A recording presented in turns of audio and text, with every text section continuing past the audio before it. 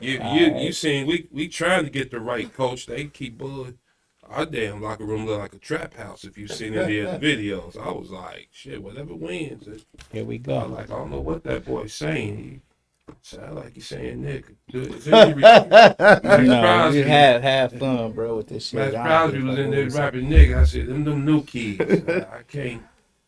My phone They do was not smoking disturb. backwoods in the locker room and everything. I said, have you ever seen the Raider video? Nah. Man. We What live happened? too. We live, by the way. Shit. Y'all think I'm lying? Hold on. What happened? I'll show you the Raiders locker room. The Raiders locker room, they was in there smoking. I was almost a fan. I mean, you know what I mean? I was a fan for a little minute. Shit, man, weed is legal in California, you know? So shit. Well, they in Las Vegas. Yeah. It's legal there too. Yeah. Oh yeah, for sure. I mean, so if they in the wait, like they was in the locker room smoking is crazy because it made me think about. Oh.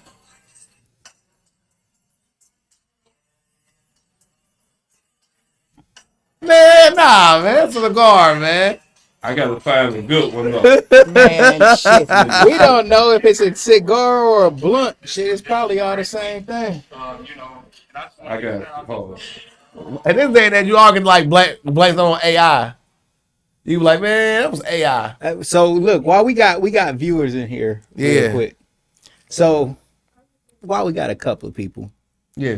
our topic: Steve Harvey stole a joke from Ray, bro. Yeah. Back man. in the day. Yeah. Back in the shit, he stole it. I don't give a fuck when it was. What he Okay. what he do, bro? Okay, man. I was doing the show years ago Yeah. when I first got in the game at Memorial Hall. Some of y'all might have been there. This is years. This is when I first got in. So a couple of days before the show, me and Big Dog, hold on. Yeah. KI, man. Shout out to KI, man. Yeah, we was talking about, but it was the same time. If y'all remember, the BET Awards that came out, and that's when Whitney came up there and called Bobby Brown the king of R&B and all that. Rightfully Yeah. So so. I made a joke about it and everything. Talked about the little girl's hair because the little girl's hair wasn't done. R&P to Whitney and her daughter. You RIP know. for Yeah. sure. But back then, Yeah. wasn't nobody, so I go It out wasn't there. that bad. Yeah, I go out there and light it up. I was the host and everything. And we get done, his guy or whoever was like, yeah, that's funny stuff, man, but you was cussing just a little bit too much. And I was like, my fault, man. I knew I didn't know. Right. Blah, blah. But Steve, he wasn't the most personable guy. He talked to me a little bit, but he wasn't real. Like, I done met a lot of people, man, so it'd be some, be cool. What's some of the things like he kind of said to you in that moment? He didn't really say much, man. He just said, hey, man, good job, man, blah. Like, can I get a picture? He kind of like, yeah, after the show, man, something. Mm. But I knew immediately that was not his hair. I remember I told Karen, I'm like, Yeah. I was like, that nigga on the toupee, man. You knew it. I knew immediately. I looked at it, I was like, that nigga on the lace front, y'all. I knew it. It wasn't my business to put it in the streets. So His hairline was too crispy. it was crispy as hell. I was like, nah, man. There's so many rapper bars about him having the best hairline. Well, go ahead. Yeah. Steve So, Harvey hairline. That's so fucking crazy. There was a bro. bar about that. Everybody used that. He Like, did yeah, have a bro. I'm crispy straighter than. hairline. They were like, yo, you feel me? I'm straighter than Steve Harvey's hairline. Like, And that was a wig. whole time. It was toupee, That's man. We're nice, gonna give him love. It was a toupee. Man, I just seen this video on Instagram, bro. A man in they stall. creating all these fucking masks. You don't even know if this is a real person. that Oh you're yeah, looking true. Oh, the AI? at. Yeah. No, that's the AI like, shit, though. Actual like skin you put over yourself and yeah, like You a whole new whole motherfucker, nother bro. Like I person, swear, bro. I wish I had this Yeah. video, bro. Like you cannot even see the I don't know. It's some Go back to different the shit. Steve Harvey Yeah, let's story. get Steve Yeah. Harvey. So we got Hey y'all, Wrong. give us make sure y'all sending them likes, man. Get them yeah, likes up. later so we on, can my hit dude likes. was down in. I know a guy like down in Tennessee, and they know I've been doing the joke for a little bit. Okay. Mhm. And he was there, so now he down there, just happenstance, and he hit me up like, man, you ain't gonna believe this, man. Steve doing the same joke that you did back at your hometown. Whoa. And I was like, the only thing I said was, hey man, it ain't my joke no more. Right. What was the joke? If you don't mind. It was really just a current event thing, man. I was talking about Bobby when she called him the king of R&B. and I was like, what did I say? Like reefer and blunts. That's what I Okay, said. okay. And then I was talking about, if you would have seen the video, Right. the little girl didn't have her hair done. I was like, she needed just for me. And I was just going, I was just making it up as I kind of went. Right. Yeah. But and I was just like, hey, I didn't think nothing of it. They was like, dude, done got your material, man.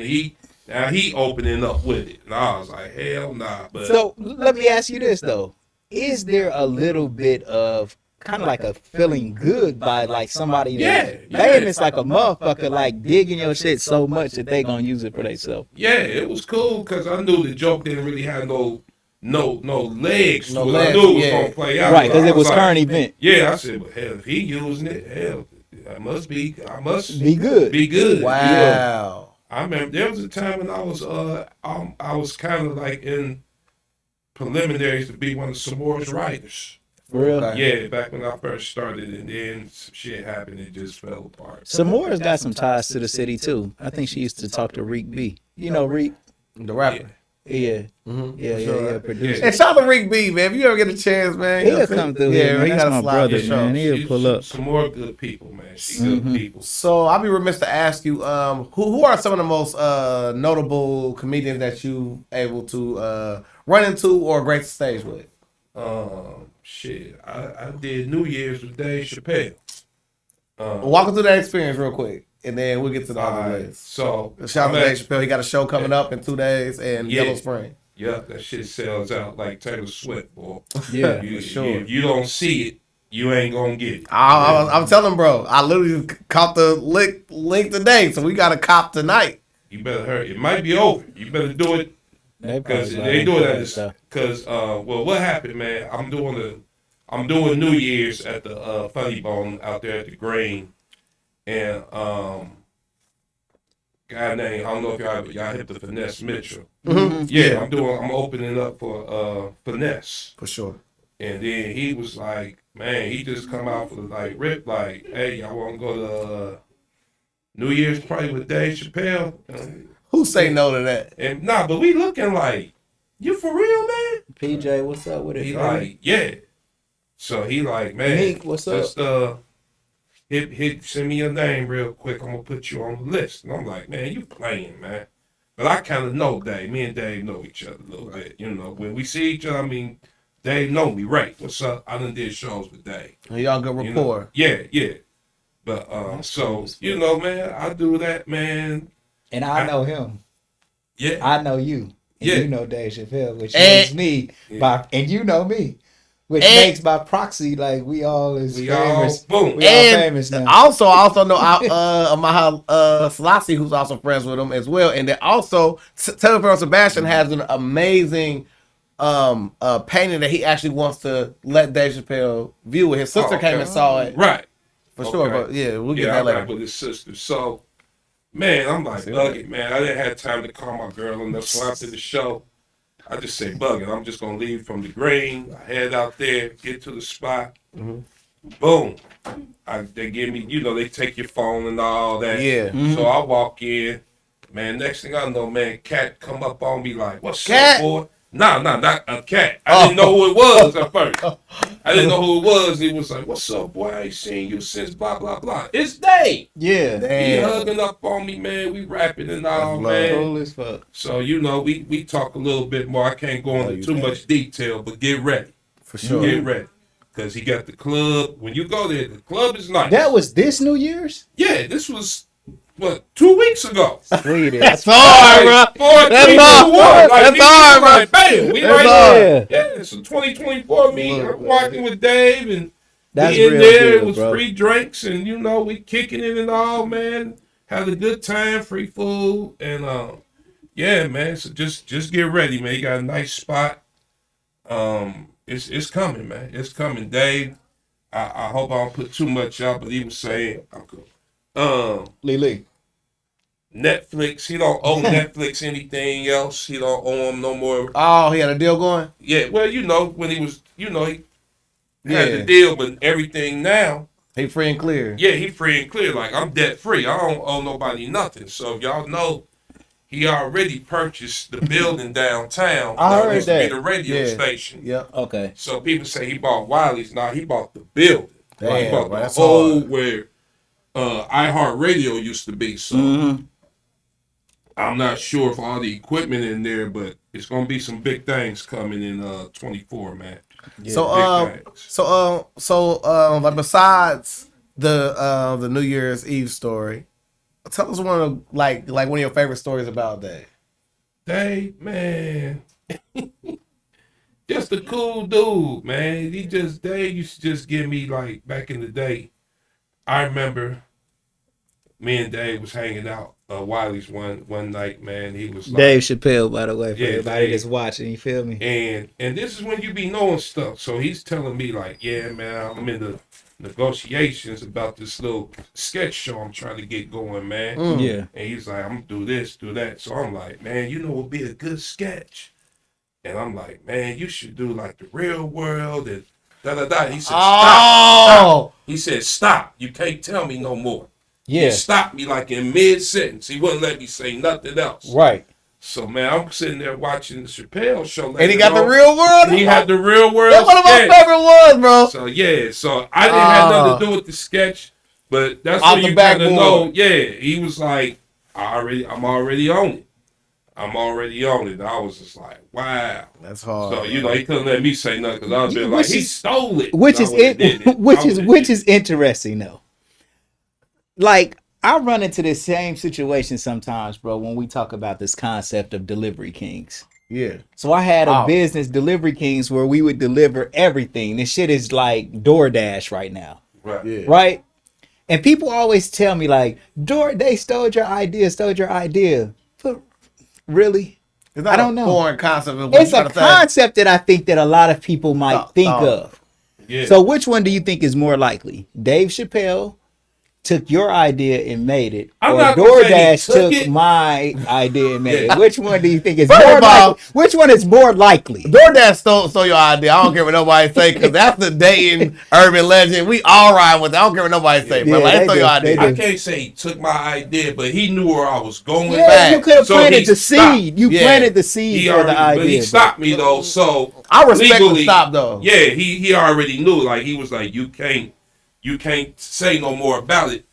You know, and I kind of knew where he was going, but I didn't know because I didn't see the show. But when I saw the show, I said, there it is. But from the way that it seems like a lot of comedians like use each other's material. Different places they go. Does it matter? Is it if the audience laughs and they get to be entertained, does it matter who tells the joke? Well, here's the thing. It's not that it's one thing Lee. to have the same premise, and that's the same idea Right. or something. Mm-hmm. It's a whole nother thing To to do the- repeat it verbatim. That is Right. that's fucked That's up. like the thing. Like we'll jump into like Cat Williams. When you see Work. him do that joke about the gas station Mm-hmm. and the pumping the gas, then you see Cedric do it. Yeah. You sitting there looking like He yo, got say took that. he got your stuff. So But I seen a video where Said claims that he had been saying that joke before he ever met Cat Williams. but I'm gonna go as far as say this. So that's not reduced to just the comedic industry, right? Even rappers do it. Everybody each other's verses. Not really taking. I mean, like we can talk about like one of the biggest rappers ever with Jay-Z. Like Jay-Z done took a bunch of things to be influenced by to start. Like he used Biggie's first verses to start something. So to be influenced by something and then to plagiarize it is two different things. But to act like that is like every novice You is should learning give from them someone credit. else. Give them So at you- least give so them their you- credit so if you take saying, the like, joke. when is it Jay-Z who said you made it a hot line? I made it a hot song. So yeah, but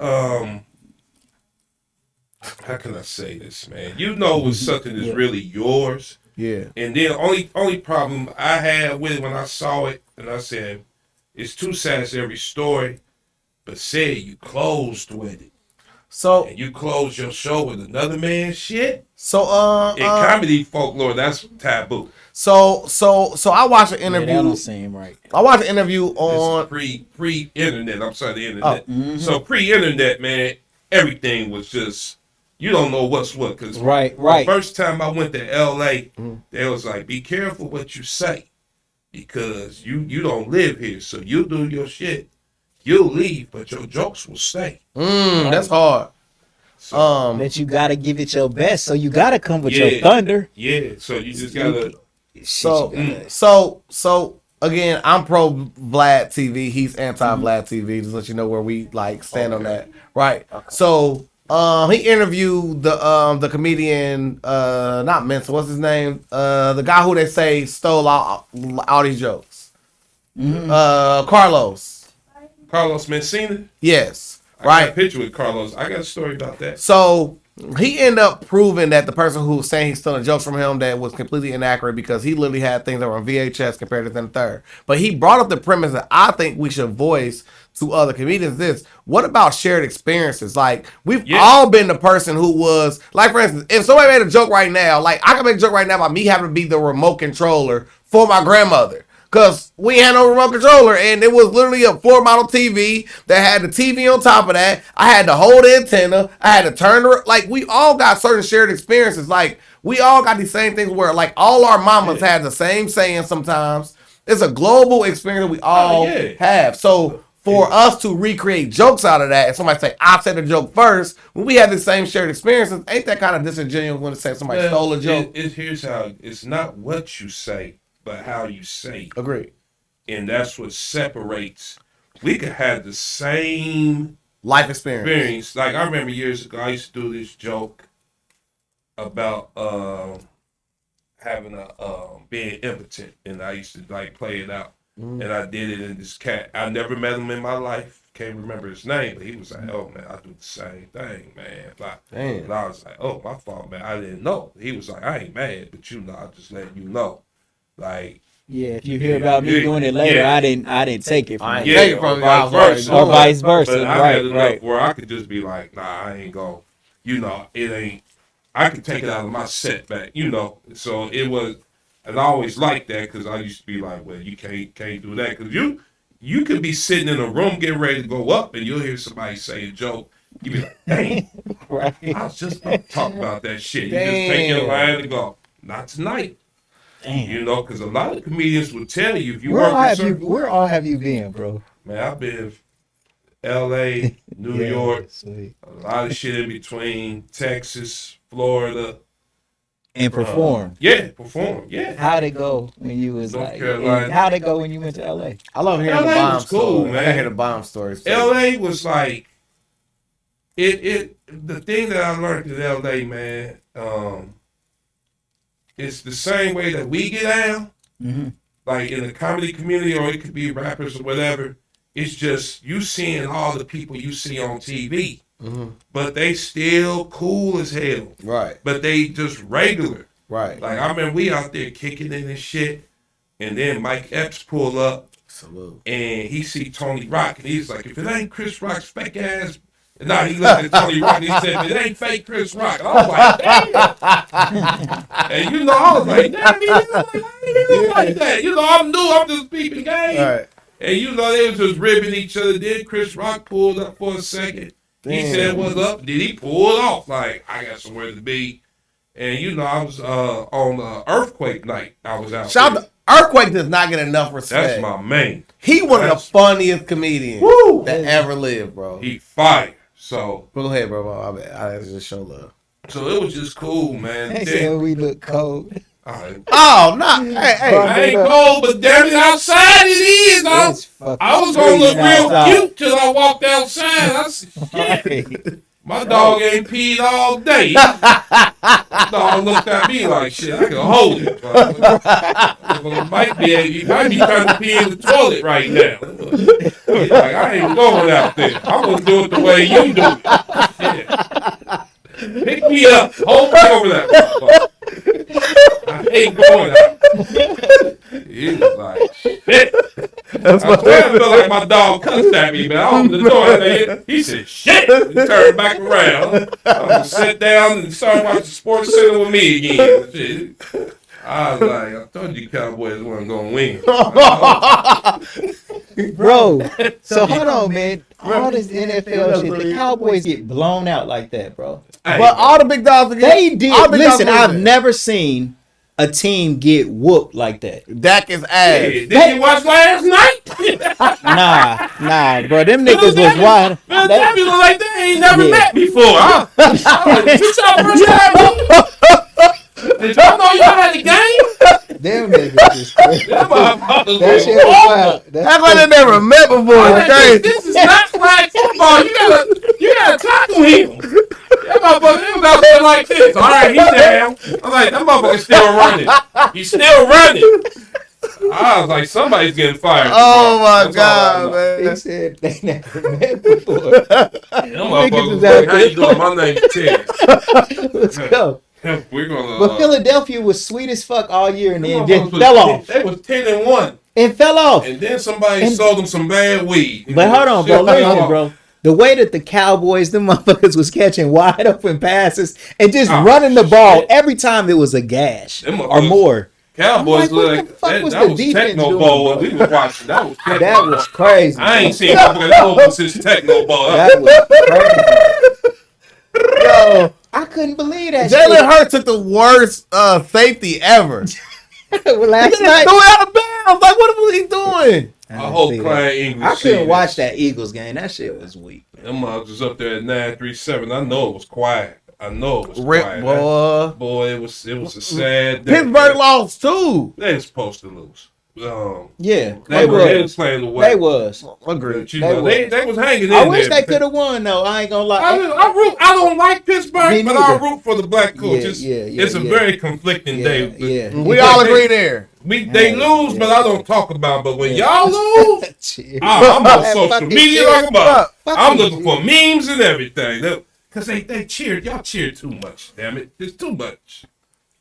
I don't like, what's his name, Jerry Jones. You should have never fired that man. Should have never fired Jimmy.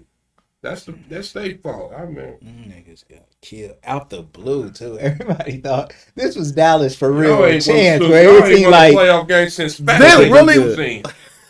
Since what? Fat Laces was in. That's the last time y'all was winning. I think last championship, like. Jordan had hair. I think last championship, it went in color TVs out. Shit. I don't know. I'm capping out a little bit. Nah, for real. Last time they won, though, BET was on channel 23 on that box. I remember. That's when Big Carly. That's Teen Summit was out. That's last time. So, all right. So, like, back to the comedic world, right? Let's talk about. Yeah, we're going to jump around, y'all. Cat Williams, man. Him set the city on fire, the streets on fire. Woo! What is your reaction to what he actually did? When did he live in Dayton, damn it? That's the first thing I want to know. I'm not saying because they there was a lot of fact checking that went on immediately while he was on. I thought Cap was older than me. Me and Cap basically the same age. And I'm gonna give y'all a real story, man. I'm going over my mama's house. My mama lived on Smith Street. I ain't gonna say which house. Right, yeah. We doing them. We going. I'm going there. So I see a Benz truck on Stewart Street right at the corner at this house. Okay. And I'm coming up the street and I look and I'm slowing down. I'm like, damn, that little short motherfucker look just like Cat Williams. Damn. Mm-hmm. That's some shit. And I turn and I go home. So I come back around a couple of days later. My cousin them stay right down the street. Yeah. And all of a sudden we get to talking. You know how you just pull up on Cub family talking. And I said, man, y'all ain't gonna believe this, man. It's a dude that was over there, man. He looked just like Cat Williams. They was like, man, that was Cat Williams. Yeah. His grandparents lived right there. That's hard. I said, hell nah. Right. And what was crazy, I know that Arsenio Hall's aunt lived right down the street on Stewart Street. There's something in that water. It's some shit, man. They got some people, man. Wait. So you, Cat Williams, but when did he live in Dayton though? That's what he lived in Dayton because they got a picture of him going to Kaiser. Right. I know some people that know him. He Kaiser. lived over by the seminary. Wait. Mm-hmm. We got a running thing And when he it comes went to to the- he Kaiser. was Nah, bro, you got to voice that running thing about Kaiser, bro. You got to say it. Kaiser, Now, man. now here's where here's where things got What foggy. that got to do with He it? said he left. They say For he all our left. viewers that watch all the time, y'all know what I'm doing right now. They say he left. Yeah, because Kaiser got out of And he said he left at 13, which had to be Right. 83, 84. Okay. But, I'm still the molecule in the sack. and then, He left in 83 and 84. I wouldn't even 84. know He that. said he went some. So he said when he was 13, he got in a truck and Yeah. went to Florida by himself with him And, and a dog. and ain't that on par with a lot of our older people? Like my granddad did the same thing on a train. Yeah, but it says here on Wikipedia, he See, emancipated see, himself, so moved to Florida, and supported himself as a street vendor. But then, I mean, like to me, like that's on par with that era of people. Like my granddad came here as a train robber. How old is Cat Williams? Cat Williams is like 52, 53. He living life all right. Granddad though, like to me, that's like it's different to do some shit like That's that. like my It's dad age. extraordinary. That's my dad's age. But now, but then That's you not look- off kilter, bro. Like the internet made things different. Back then, bro, you could get that off right now with no internet. Ain't nobody leaving 13 years old from their house and going to a whole nother city. You think that that's common? Your granddad was what? Like, My grandfather's like 100 but years then- old, bro. But then, Well, you like, look he at made a on the move when he was internet, younger, didn't what he? that say? Yeah. how old was Which he when he one? made that move? That's Initially, Williams attended Chaminade Julienne High School. Thereafter, he enrolled at Colonel White, where he excelled in his studies. Wait, I don't see I don't Kaiser know on what's there. going on, man. I don't see Kaiser on there. You said Kaiser. Well, he just That's there you high go. school. Hey, this is high school though. Okay. So I don't know. You know, don't nobody. It's He's possible, from y'all. he got Dayton roots. It's That- possible. Yeah. If you watch the Willie D podcast, he Yeah. talking about Dayton heavy. For sure. He giving Dayton real love. He Yeah. giving. Yeah, talking he ran about- it there. He ran He out talking the whole about catching economy the and bus on everything. Salem, being Yeah. right there. I mean, he We talking talking about. about the like the powerhouses of you got to work at Right Pat. He Yeah, ran the he whole knew. thing He down. knew it all. One of my Everything. good friends, right? His brother went to Cat Williams' house Yeah, when he was like in some trouble, and I think Cat helped him. yeah, good dude, good dude. Well, you know Rhoda that comes through. Oh yeah, bro, I love His Rhoda. younger brother, who is my bro Rob, that Shout out to happened. Rob. So he did do that, and Yeah. he went to the hall with like Micah, Yeah, Oh, because he did say that like his religion. did you watch the Willie D Jehovah's interview? Because Willie D was trying to Yeah. nail down what Yeah, religion he yeah, was, yeah. and he he- kind of said it's a form of Christianity. And They never connected with the point. Like Willie was asking him about it, Cat was kind of talking, and they never lined it up. So it maybe the moment he didn't wanna said mention that, I it. thought of that, and don't then know. like I thought about the whole fact of his family not coming after him because we know about the fellowship in that community, right? So if he was bucking against his dad and then he went his own way, then they be like, well, you did fellowship anyway. And they don't care, like, which is wild to me. I don't understand that community to a T. I've never been in that. You kind of speak to that as much, but for that's kind of on par. If he was did fellowship and his dad or his mom done or his family did that because they all in the community, they do that with their family life. yeah. They will. You're right. So To me, it's on par. I I ain't saying it didn't happen. I'm just saying it's Yeah. like, damn, that's some shit. I'm not disputing it or nothing. Right. I'm just saying what was on there. Facts. That's all I'm saying. I can't confirm nor deny it, but he was at Kaiser. Now that we know for a fact. His picture, blah, blah, everything else. Anybody got their Kaiser checkboard out? You gonna put a I'm chip trying to on think, there? what's the biggest name from Dayton that went to Fairview? Went to Fairview? Man, I gotta go to high school. I think I know it's You Mike. mean I ever? know Mike Schmidt. Yeah, Mike Schmidt I think he probably. went to Fairview. Edwin Moses. Edwin Moses. Edwin is the Moses, most, yeah. So Word, I bro. thought Edwin Moses went to The Fairview. big dog. Yeah. Big dog for sure. So Edwin Moses and who? Cat Williams. So Edwin Moses Well, they versus said- Cat Williams. Which one is the bigger star? Cat right now. Well, But legacy Yeah. is a thing you gotta live long to see. Because we've seen people have, like, for instance, like, I remember when Do they you were. think Cat I give example. because of right now, if it's I right give example. Remember that run to T-Mac? But T-Mac now. That run to T-Mac. Yeah. T-Mac was that dog feared by the whole league. Scoring championship, scoring championship. Now we only talking about LeBron, Kobe. If you say or somebody more comparable, like say Karl Malone or Right. or John Stockton or somebody. Yeah. Who do you think who's more like major? One of those or T-Mac? Stockton or T-Mac? Stockton or T-Mac? Oh, damn, bro, you cooking. I'm gonna go with T-Mac never played. I'm gonna go with T-Mac because he had. T-Mac never played in the NBA championship. Because he had his own shoe. People know that. T-Mac never played in the NBA championship. I gotta go with Karl Malone. I gotta go with commercial though. Karl Malone? Yeah, bro. You feel me? I celebrate championships, bro. Excuse me. Pardon. Steve Wright. Tonio said Steve Wright. Steve Wright. Steve Wright, dog status, That's my bro. man, Steve. That's Yeah, my man. and fan of the show. You know what I'm saying? He done been on here before. What up, big dog? Definitely fan of the show. So we get a chance to get your honest reaction to him, Cat Williams. Cat Williams ain't on the whole that. community. But you gotta understand, man. To me, in my opinion, it's just. I think Cat Williams is, he had a moment where I'm just gonna let it ride, man. I'm gonna say what I. And you gotta remember, if you watch the Club Shay Shay, them guys that he's talking about had previously been on Club Shay Shay. Yes. So he was like, I'm gonna clear the air. Yeah. Cat Williams style. Right. Yeah. He was responding. Yeah. And he was like, because the first. Yeah. I got you. Because everybody kept talking about it.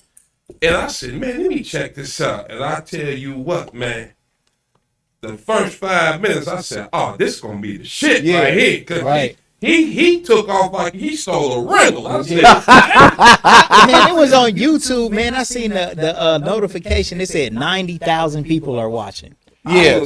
Like, damn. I said, that's I was a lot hurt, of people though, because he watching called on Earthquake illiterate or something. I was like, why not do Earthquake like that, man? So, like, let's address the fallout from that. He just went hard. So I want to address the fallout from that. I want to lead off with one that we already discussed before here. The Ricky Smiley, right? Yeah. Again, I'm a firm believer in COE, right, which is content over everything, right? So me and my brother was in a space where we was talking about it, and Ricky Smiley did a whole video where he was crying. I saw some of that. So process the way I process it, right? I had to cry in camera and then press send, and then now the internet get it. How do you view COE, which is content over everything, and people crying in their phone? Was it real?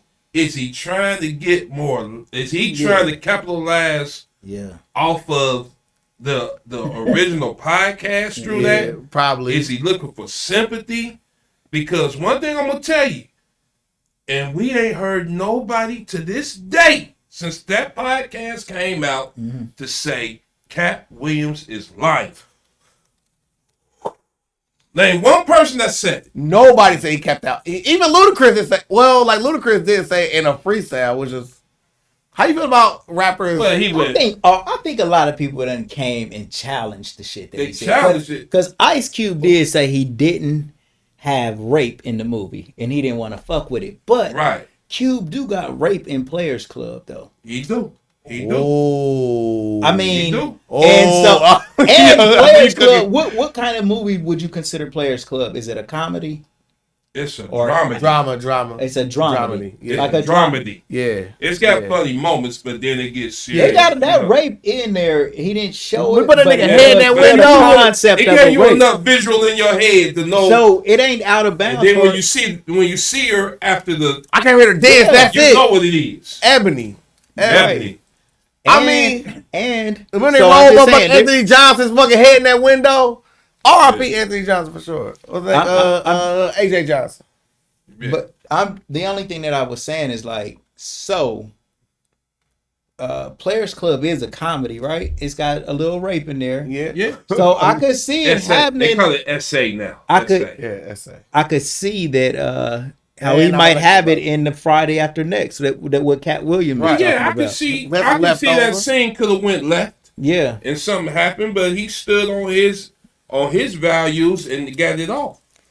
Cube, but I heard an interview. This Cube said that he was like, "Nah, it wasn't gonna be no But- rape in there." I mean, and then we go to the whole fact of okay, so like let's talk facts, right? So he was originally casted as just this small role, was gonna be more or less like a crackhead role at the shopping center, Right. and he brought in his creative process, and this is not no plug at all, but shout out to Fit and All, No Risk, No Reward.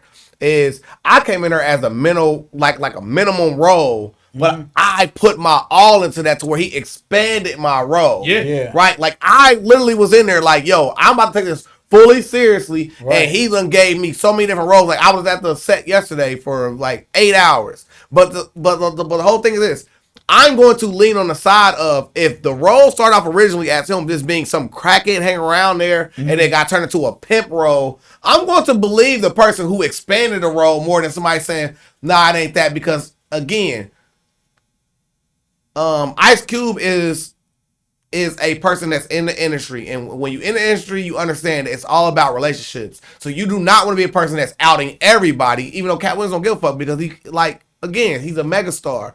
Ice Cube's a megastar, but he understands that what he's doing it revolves around relationships, and these are the white people he deal with, black people he deal with, and the people he got to nurture and foundation these type of relationships. So I understand why he was like, you know what, I'm gonna give Cat the juice, but I'm also gonna still protect my relationship. Yeah, he gonna protect his brand. Yeah. At the same time, but with everything that he said, you could see kind of how it may not be exactly as Right. Cat say it, Right. but you could see those bits and pieces. And in this comedy game or in any game of entertainment, you know, cats is, you know, that you don't know what they've been through trying to get on all their life.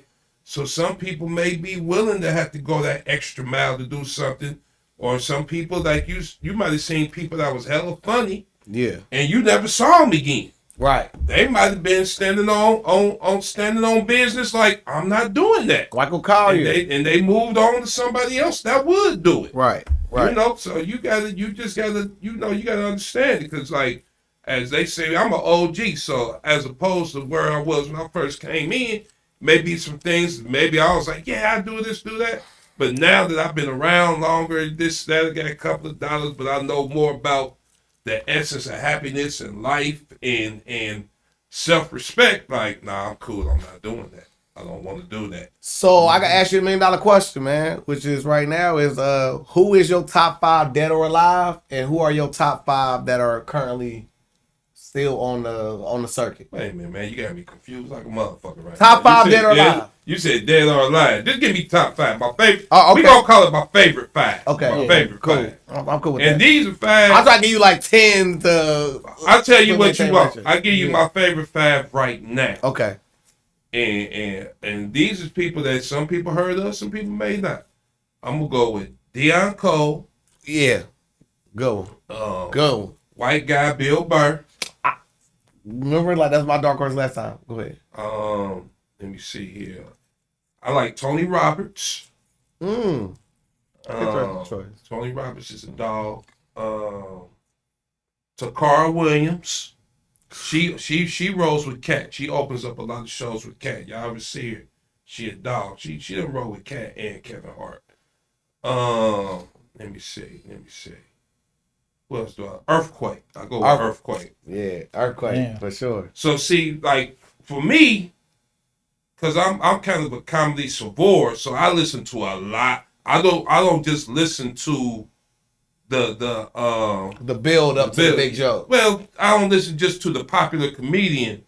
So it's got Andrew Schultz, white guy. Andrew Schultz, yeah. That motherfucker's hilarious. Hilarious. On Brilliant Idiots. Yeah. Brilliant Oh, Idiots. He man. with Charlamagne the God. Yeah. So it's so many Hilarious. guys that I listen to. like people like Louis C.K. got a lot of flack for Yeah. pulling this thing out. I'm like, don't do that, Louis. But he funny as hell too. I mean, we ought to pull it out on the show. Bro, so when you ride, do you listen to Sometimes, like yeah. the on satellite radio? You know, they got like Kevin Hart channel and then other comedy channels.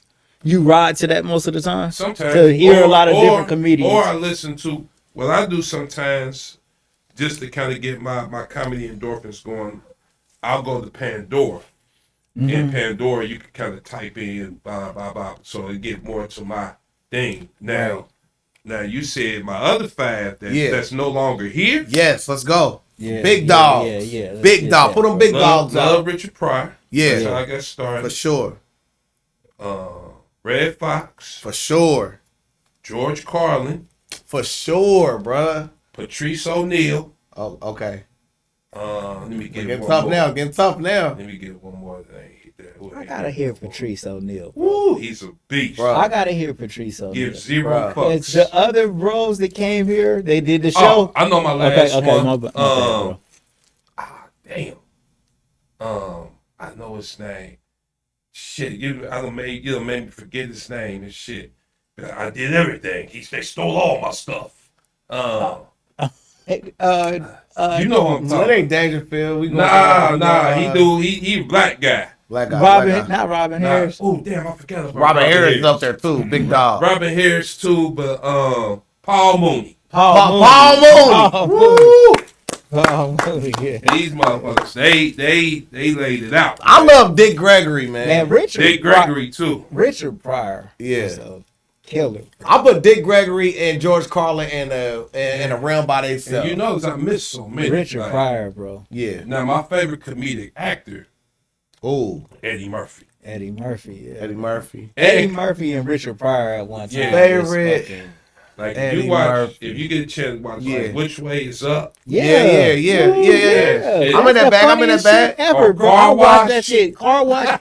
But Which Way I'm Is in that Up, bro? I watch that shit like every day on repeat.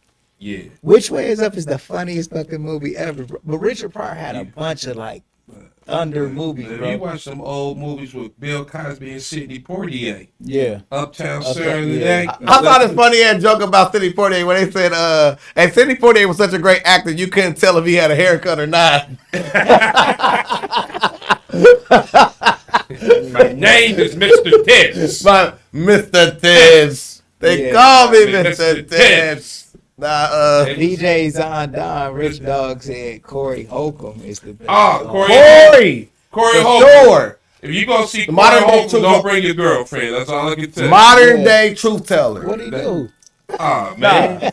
When Corey Holcomb get going, it's woo. So- It ain't a date night. That's all I can. You better have a girl that can take some jokes. If you don't take your girl, a sensitive chick, to see Corey Holcomb. Hell nah. She gonna look at you like, you son of a bitch. Brought me to this honorary motherfucker. Look, bro. So, is it any time do you think somebody in the audience should stand up to a comedian if they just going in on that girl too hard, too hard? Is there a line? Is there a line that somebody as a man got to be like, hey, chill out, man, or no? Most times, comedians know not to do that. But there are And you times. can show your chick sometimes. Like, your chick can start going back and forth with them. Yeah, when this shit get to, like I had to open up for Phase-On back during Shout the face on. back during November or something. I love man. Petty Head. And the show went. It was some goddamn Twilight Zone shit, man. What you mean?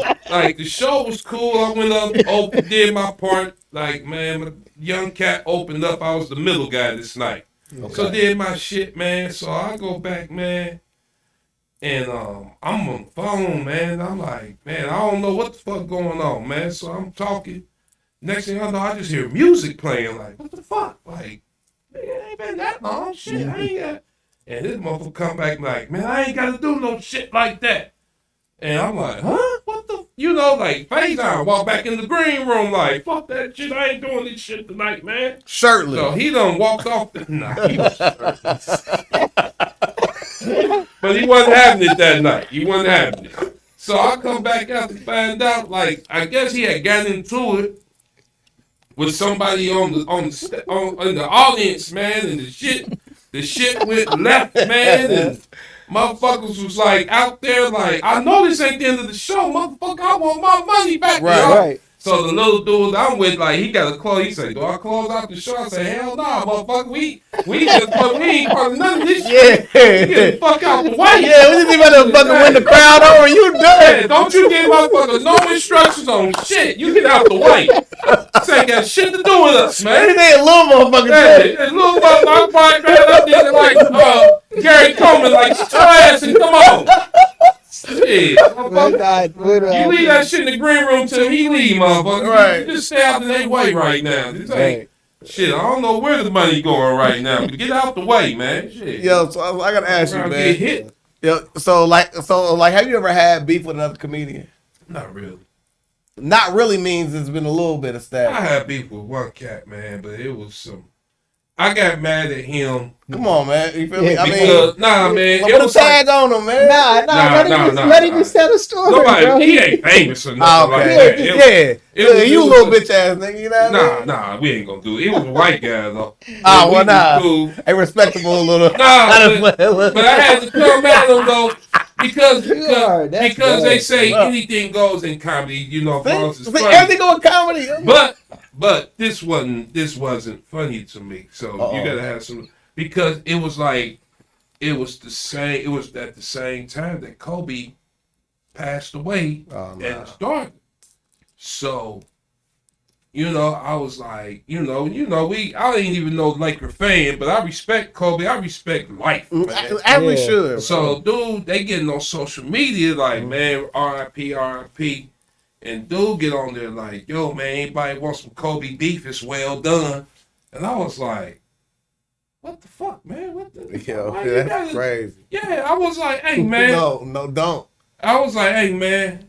When we inside the comedy club and you want to try to get that off, go for it, man. Get your ass beat right outside. Yeah, but don't do that shit on social media, man. They was like, well, man, anything, I can do anything. I'm like, hey, man, don't do that joke again. That's all I'm going to tell you. Right. Next time I see you, I'm going to see you. Yeah. Right. And, and he didn't do it again, man. And it was cool. But when I saw him, I was Stop the like, Gary Owens, you know what I mean? He stopped doing that joke. Oh, no, it wasn't Gary. Cool. Gary cool. I did shows again. Don't be trying to get me blackballed, man. Gary Coleman had shit to do. I tell you what, no. Nobody know this motherfucker. I'm sorry, shit, that's my job, man. It's a fat white guy that I just had to talk to. I didn't even want no beef with him, but I was just like, and we get close to the. But he always wanted to cross the line and shit.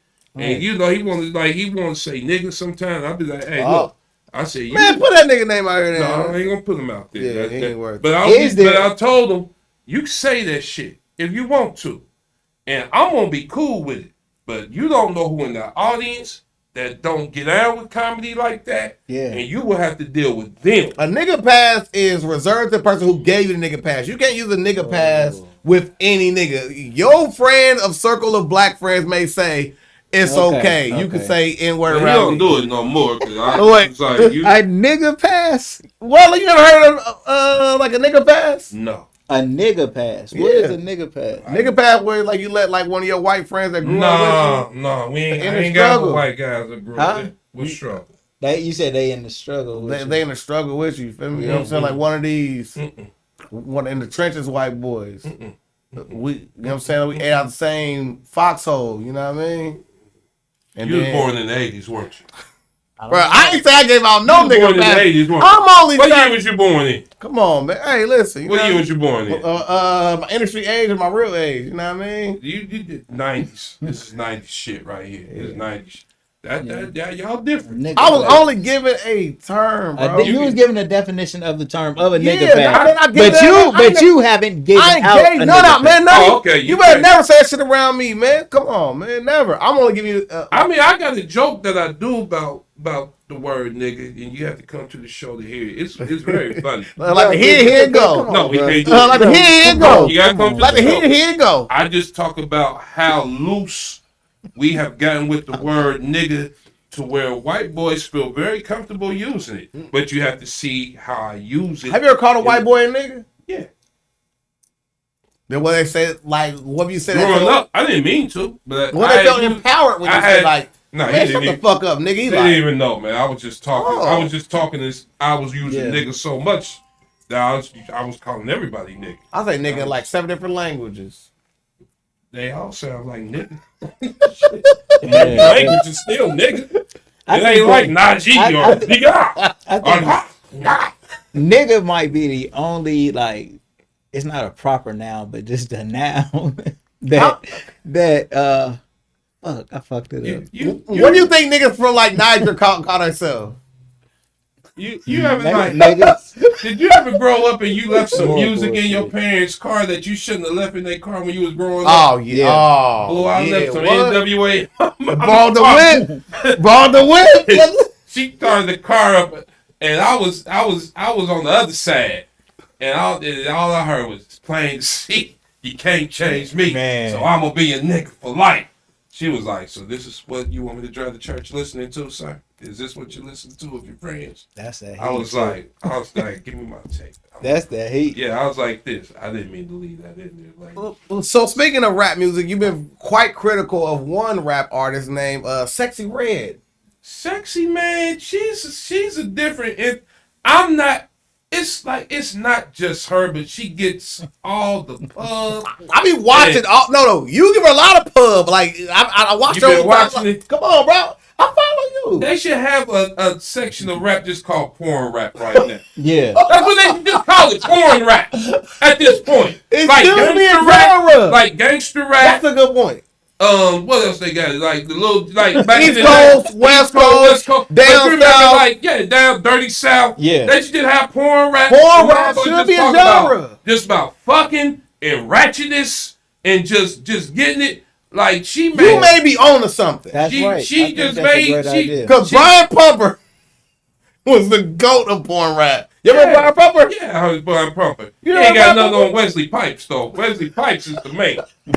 He's the man. Not Wesley Snipes. Nah, Wesley Pipes. If y'all, I'm telling y'all now, just type in Wesley Pipes XXX and watch him go. Look at Brian Pumper too, man. You know no homo, y'all. But Wesley Pipes, pause. He got real conversation while he having sex. So he's like, shut up! Don't you move! Don't you move! Let me in there! Let me in there! Touch it! He put his foot right on the Caucasian's neck. It was drilling from the back. I said, he was like, let me get don't you do it yet. Don't you do it. Shut up. I was like, this guy's a man. I found myself laughing. I wasn't even watching the porn. I was watching the jokes and shit. Don't worry, I'm seeing some links after we leave here. Hey, man, he does this one porn, man, where he played the stepfather and he ended up knocking them both off, man. Like, I'm daddy, though. I was like, this is the sickest, funniest shit I've ever seen in my life. He's like, come on. He ended up running with a storyline. Suck on your sister's nipple. I said, this shit is sick. Well, I'm going to watch it to the end. Right. And then again tomorrow. You said that. For research purposes. You ever watch porn? Like you be like looking for. You ever like see a good porn, but you can't find it no more? Oh man! And you waste all your good time trying to find damn porn. Again. You be like, nah, that ain't it. Big titty, black, big nipple, booty. No, damn. This is why AI is important, bro. We need an AI porn to where, like, literally. My dude was like, I screenshot him. I said, oh. He owned something. I was like, that's a risky. There's some people at home right now. You're behind your phone and got every fucking porn link that you ever watched. Hey, listen, screenshots. He owned something. I'll tell you right there is that guy right there is a visionary. I remember I found this one porn boy. It was this little chick, man. It was a little French porn, man. It was good and freaky. French, good and freaky. Yeah, they was freaky. He snuck in through the window. Snuck in through the window, y'all. Everybody Google. He had just a little squirt scene. I couldn't understand what they were saying, which made it even sexier to me. Because subtitles. It's like no subtitles. Just no. But they was black, like Jamaican or something. Well, you say French, Jamaican, this shit Yeah, crazy. like African or something. Like whoever speak French, man. I know it's French. A lot of African But I tell you speak what, French. it took me like 6 months to find that motherfucker. Damn, but you found it? Yeah, I found it again. I screenshot. Hey, you a legend. I was like, I gotta find that one. I wasn't even looking for porn. I was just like, I need to find that one. This is the one. If they did have a porn rap category, how often would you listen to music from that category? Oh. Porn rap? Yeah. We about to fill back up. I like Sexy Red, but I just can't get into it all the time. That's all. I can't get into it that often. No, here's the thing, man. You ain't supposed. Sexy Red is supposed to be listened to an adult. You ain't supposed to be vibing the ski with your daughter or some shit. That's adult. That's an adult. Those are adult things, man. Right. I don't think I ever heard the song Ski Yee, bro. That's you. I heard the hook. I heard the hook. That's it. Yeah. And you that's see, the same song. Anytime you can make a damn song and you in front of and you rapping in front of Popeyes. You saw that video. They right in front of Popeyes with the little girl Sookie. Now you done brought back. No. They are now using old porn whispering, right? Because the best porn I ever seen was the one at Popeyes. You ever seen that Popeyes porn? Nah, I ain't seen that one. It's a chicken pop. What? Everybody watching right now, y'all know it's a chicken Popeyes. Popeyes. Popeyes porn. The best video ever on the internet. Ooh, yeah. Wow. Hey, you saying do your Google, y'all. You saying a lot. I remember one time I saw Pinky in Dayton. Yeah, she came to the shop. Yeah, she also came to I might have did I do Pinky's goals? I think I might have did some goals for her with Dollar Bill. Yeah, I saw her. Shout out to Dollar Bill for sure, because he also took her through the spot I went through. Somebody took her to get chicken wings. She big than a motherfucker now. I was like, damn, Pinky. Hey, Pinky, you a pink pig in a blanket. You Pinky in a blanket now. Pinky's now a big toe. Yeah, that motherfucker. Pinky is now a big toe. I was like, damn, Pinky. Pinky in a blanket.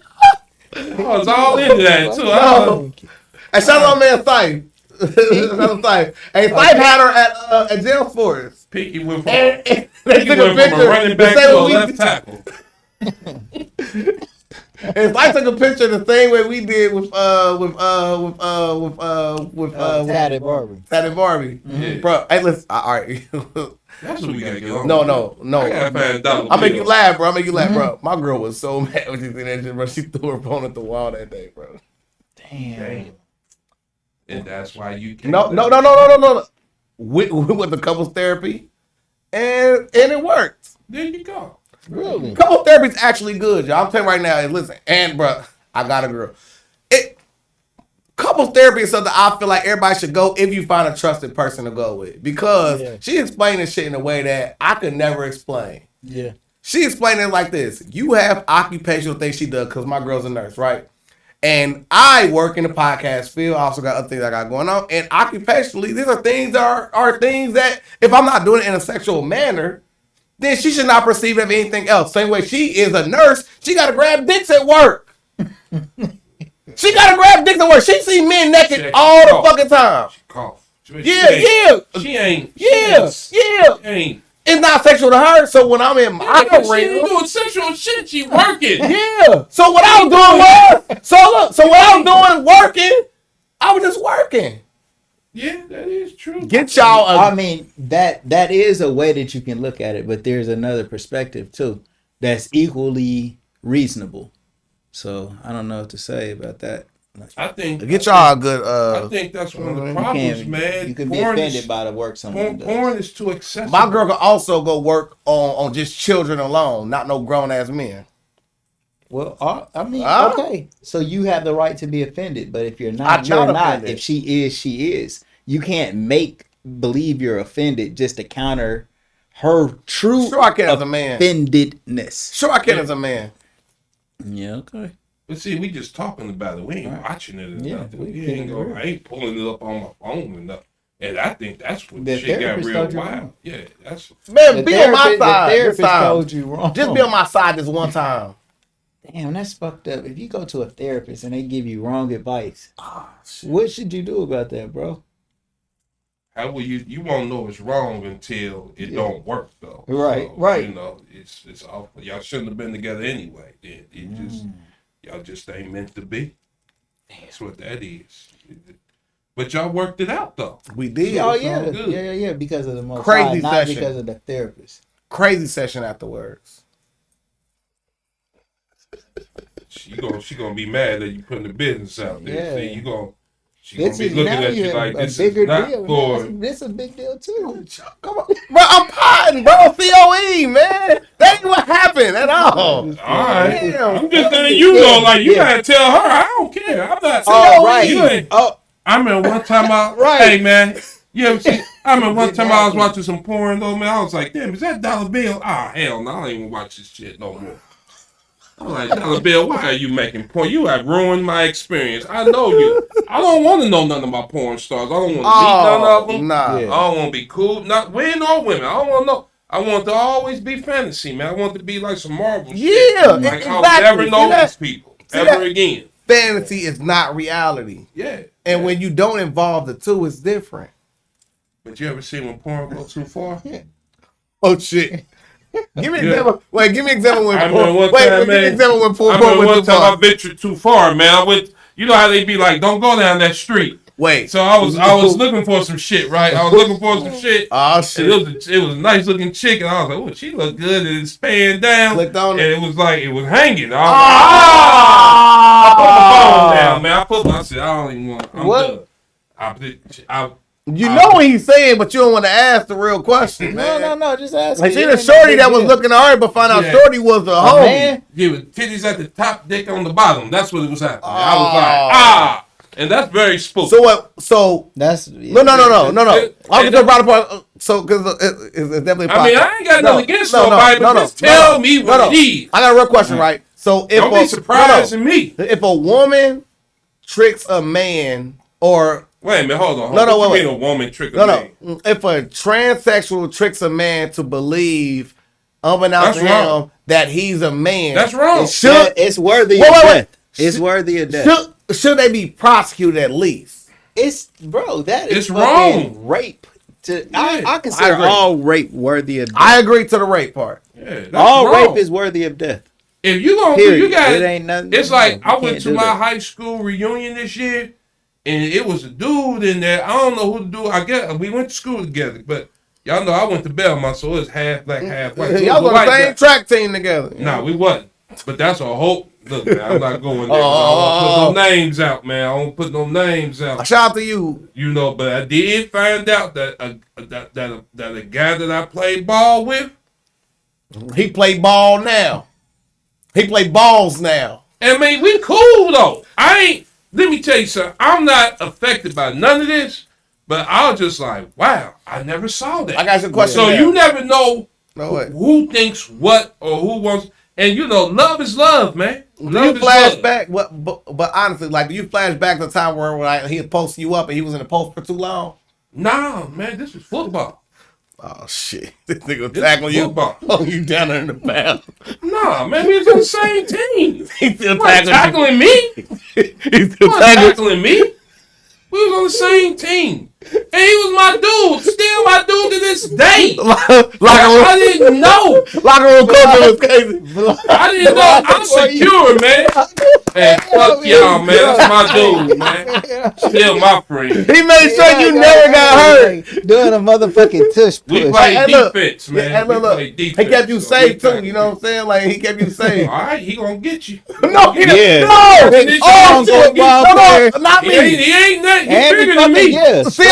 y'all. me. No, bro. No, Hey, no. It's Gonna press your ass took- up. I was about to tell what COE stand He took for, man. this Come on, bro. Save me. He took this. We don't know who do. Look at Dwight Howard. Look at Dwight. You didn't know.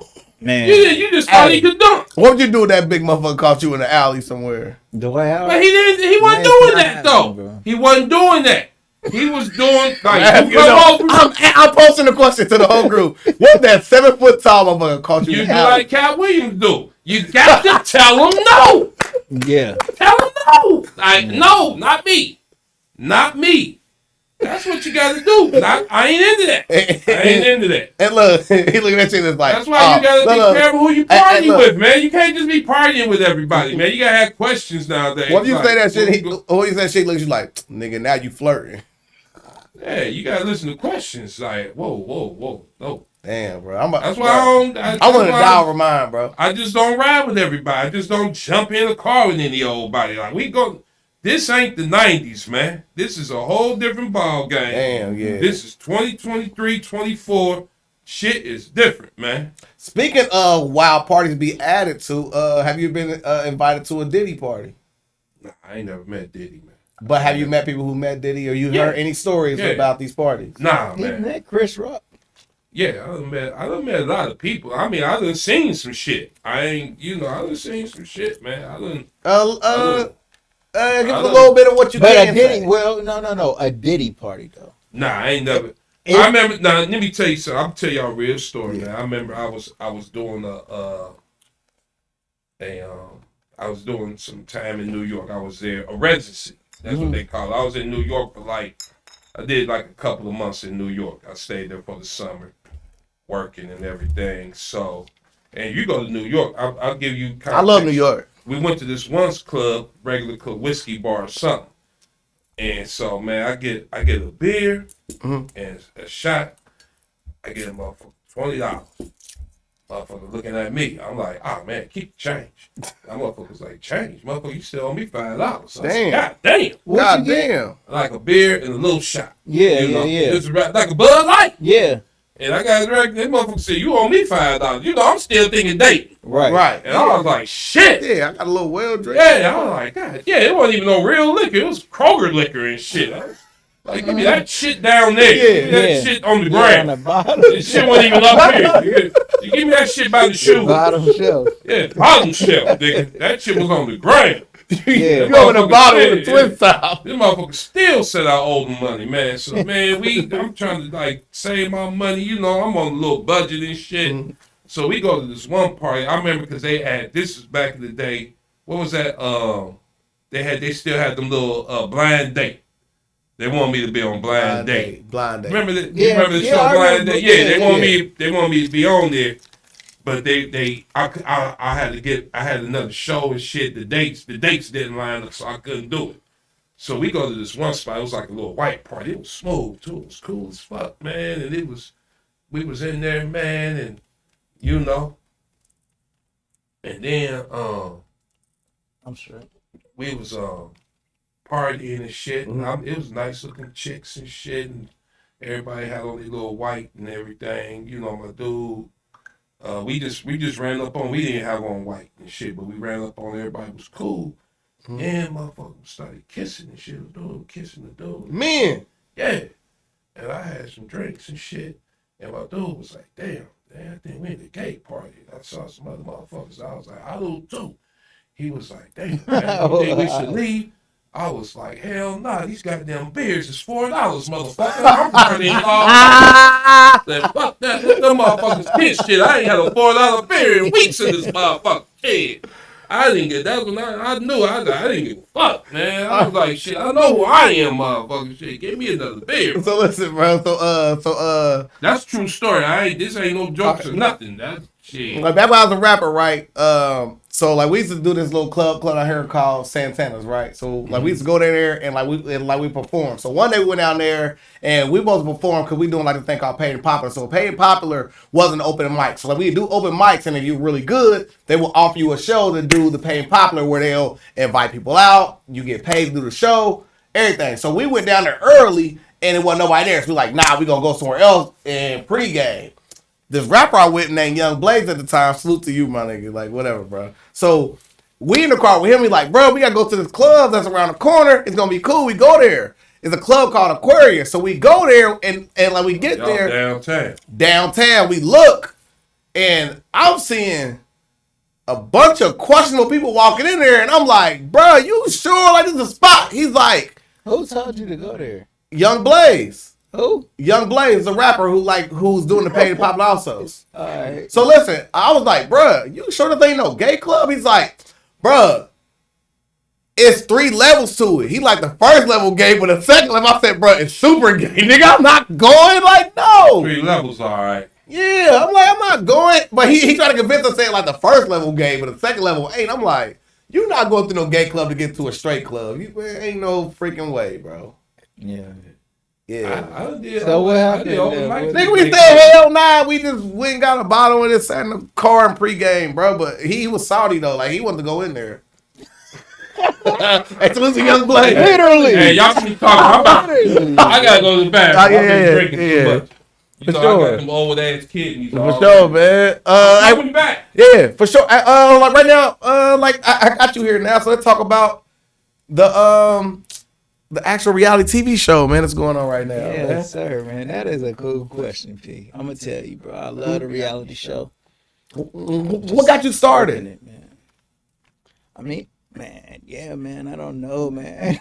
This look, I love him so much that I can tell what he's bullshit. Yeah, man. Yeah, I don't even know. Nah. I mean, I don't know. I just wanted to. What's the best part about it?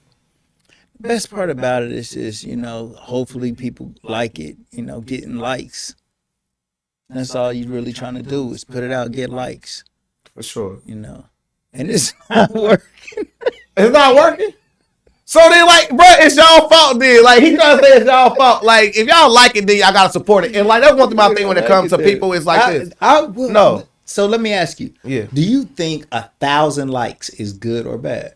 I think it's always 1,000 views. 1,000 views. Well, 1,000 views is good. 1,000 likes is bad because 1,000 likes is bad. I'll give you an example, right? Mm-hmm. Because, for instance, like me and you get like a lot of traction, right? I think a like is more powerful than a view. All right, but go ahead. Because a lot of y'all don't understand is that we get a chance to look at the analytics because we both have public figure pages, right? So I can look at the analytics and I'll see, for instance, so I'll get 1,000 likes on a page and I'll see that 20,000 people actually saw this. So it's kind of disheartening. So it kind of go back and forth when, like, you see your local celebrity or your big celebrity only looking for the negative comment, they arguing with people like that. It's because of that same premise of 1,000 views or 1,000 likes, or whatever. It's the fact of if you see something and you like it, you should like it.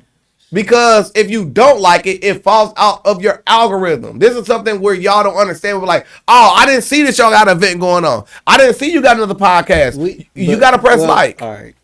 We's talking about the reality show. Yeah. So that's what we was talking about. Yeah. So like you actually a part of one right now. Man, you know what I'm saying? Like you ain't know. Reality show. It's really our podcast. But we can always, you feel me? Incorporate. Slice, dice, get nice, put that little shit in there. Yeah. You know, I got a podcast too. I want to come on your podcast. We're going to get you on there. Called Uncle Nephew. I'm about to go on there as the other nephew. Get you on there. Yeah. Y'all be other nephew. I got you. I want to do that. That's gonna be major. So I give an example of what the how your podcast would be. So the viewers can see the way and style you shoot your podcast. How would it actually go on your podcast? I mean, you come in, we got like a little couch set up and everything, and you know, it's I got a co-host nephew, Jarrell Beeman. He's a little dirty talking motherfucker. Wow. But we do our thing, but it be looking like we arguing, but we love each other and shit. It's why, because we 30 years apart, me and him. So, and we just ask our questions and we kick it. We do like what we call rapid fire. We got some questions that we ask people, you know, this or that type stuff, and we just incorporated the white guy, Johnny Woods. He got, and you know, we just kind of bringing it all together. Pretty soon we're gonna bring it all together, y'all. For sure. Dayton is too talented, bro, to be separate, man. It's like if you think about growing up, it's like when Cash said, man, there's so much music and talent that came through the city, man. Like, I'm gonna turn the live off, and then now we better just chop it up. For our video. All right, everybody, man. We love everybody. Love y'all, man. Yeah. We about and to full video. I want to like really podcast and Legendary podcast, legendary people, legendary stories, man. We love y'all. Check the whole video out on YouTube. We're gonna post this later. Yeah. Good. I got P-roll. Motherfuckers was watching though. Nah, they did. It did. That's what I was looking over there. I could see it popping up like that. It did good. We still recording though. We about to chop it up. Duarte, man, I want to do your life story. You know what? Fuck, bro. I'm gonna put it down in for our TikTok. It's gonna be major. But I want you to really feel that like you can just talk and just without people just watching us right now. We better just kick it, you know. Yeah. But bro, yo shit funny as fuck though. Just you Just like being me. Yeah. Yeah. Real shit. And everything is real. Bro. I ain't making this shit. Well, I made the dog up, but I didn't make it up. But that my dog was like that one time. That was funny as fuck. No, bro, my dog really funny did as fuck. He said he might be in the toilet. My dog, bro, that shit was. I went to the toilet. My dog was looking at me. I was like, "What? You want me to hold you up or something?" Right. He was looking at me like I didn't. I was like, "This motherfucker really think he could pee in the toilet or something?" He was not going outside. It was freezing. He stuck his hand out that motherfucker, man. Like, shit, nah, I ain't going out there. Mm-hmm. He's like, I can hold it. Motherfucker just kept looking at me, pee, like, I can do it too. I can do it. Like, you better take your ass outside. Motherfucker finally went the next morning and shit. That motherfucker took 2 steps, pee, came right back in the house. I was like, damn. COE. Bro, where you grow up at, bro? I am from Dayton, Ohio, man. Born and raised, man. Right over by, grew up right by Welcome Stadium, right behind what is now called the Job Center. It used to be Reich's Warehouse. That's my area, man. That is it. I got a Cincinnati Avenue area. Bro, who are some Cincinnati of Street. Yep. Natty Mob. Yep. Yeah. So, Natty Mob for sure. Bro, tell me some of your like city famous family members that you feel like just your family. Like who is your people? Yeah. Y'all know Craig Thurman? Yep. Mm-hmm. Yep. At Patterson. Big dog. Yeah, that's my cousin. Big dog. My cousin. Ken Lowe. Ken Lowe. Shout out to Ken Lowe. That's my man. That's cuz right there. A friend of the show. Uncle. Yeah. Let me see here. Who else we got? Well, not just that though. Like, so when you roll with? Well, just first of all, like, where'd you go to school? P. Yeah. You know, P kind of like get us into it, man. Yeah. So go ahead. All right. So like we'll start a little bit earlier in your early beginnings, right? Let's start off with like your first memory of life, man. Like, what's the first thing you remember when it was like when the grand scheme opened? What's your first memory of life? Man, probably going to school, man. Damn. Going to school, yeah. That's so we going back to like preschool kind of era. Yeah. Okay. Yeah. Cause you got like what y'all probably. My class was the first class to go through the whole. We was the first class that went from like first grade to 12th grade of desegregation in Dayton. Damn. What year is this, bro? This is like 1976, so I'm telling my age right now. Yeah. So they like my first grade was like that's when they started busing in Dayton, Ohio. Okay. So like you was at what school during this time? My first school I went to was Patterson Kennedy. Okay. And I still one of my most vivid memories. I still remember like it was yesterday. I was on a bus, and we was going to Patterson Kennedy, and whatever little street you turned to get there, you had to kind of go through University of Dayton through not the campus, but you know how they got houses and stuff. And to this day, I still remember, man, it was a black guy, man, and he was had some books, and it was like three white guys, and I couldn't see what they were saying, but even at 6 years old, I could tell because they like knocked the books out of his hand and shit, man. I was just like, damn, that's messed up. You 6 years old. But, yeah. But that was my first inclination of like, damn, they sending us into this shit too. I'll ask a question real quick. So, post that experience and you looking at hindsight, right? Because hindsight is 2020. Do you think black people were better off before segregation or after segregation? I think we were more together when it was segregation. I think we understood each other's experiences and differences, and we had more pride. We understood the struggle.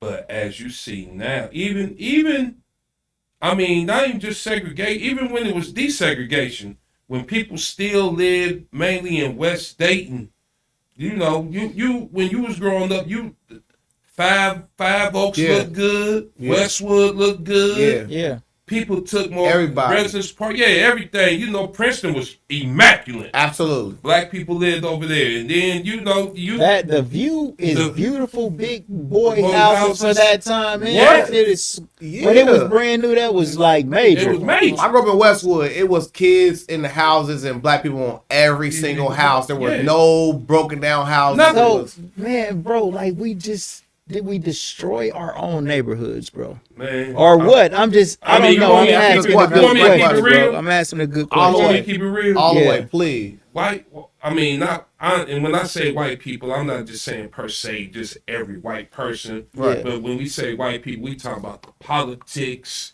and the bureaucracy of everything that's happened over time. We could blame a lot of shit on white people, but we can't blame everything on white people. That's hard. That's real shit. Like even today, I'll be like, man, white people didn't fuck up Gettysburg. Well, the speed bumps. All right, no. Well, that's I know, but motherfuckers is up here doing the 100 and shit. So other people I ain't want to dig too much in that, but we know riding the bird has been a rite of passage. Yeah. System. But day of them having it. But when I remember being 14, 13 years old. Hold on. But when we rolled the bird, it was called cruising.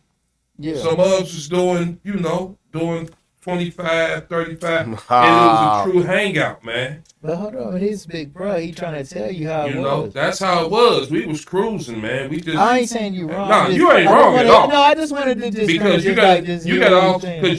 you can't. I'm old enough to remember. I ride the bird too. But then when you got your check, because one thing I always tell people, we only got it's always a moment, and we got our moment. Then you got to move on. Yeah. Because now it's your moment. Yeah.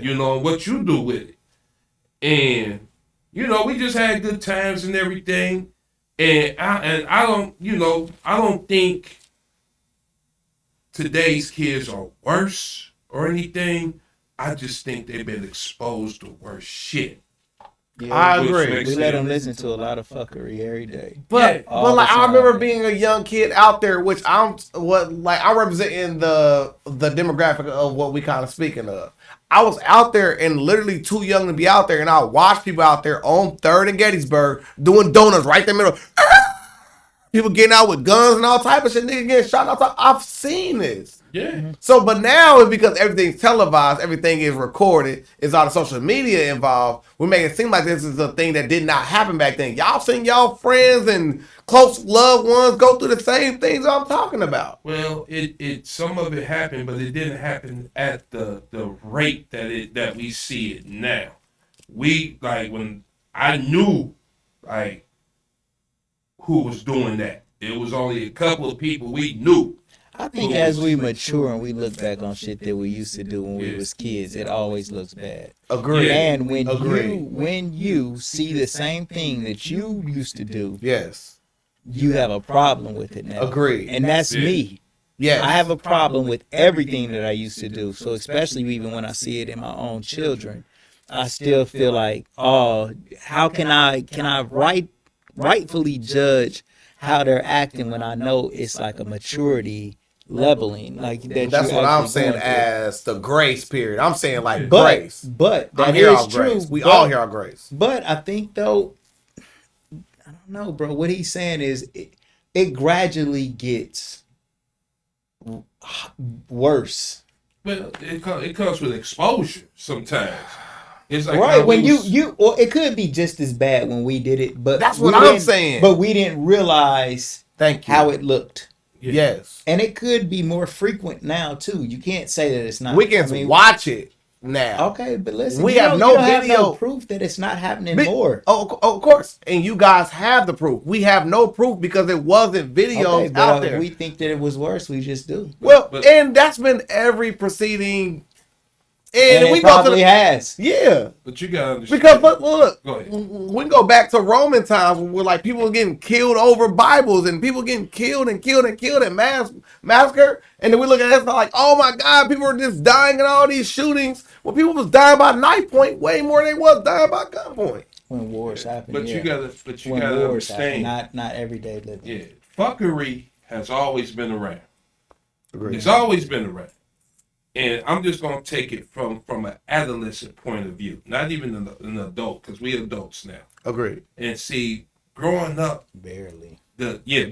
I don't even know if I the am. fuckery. Yeah, that's hard, bro. You see, the thing about it, and It's not hard thing. what I try to tell people, the fuckery is up here, and the intellectual is here. And when I came up, there was fuckery, but it was always a balance. To every NWA, there was a KRS-One. If we just gonna do it like from a music perspective, you know. And then somewhere, you know, you got that. In the middle, you got like a Jazzy Jeff, a Kid and Play, a Kwame. So everybody could kind of get to where they wanted to get.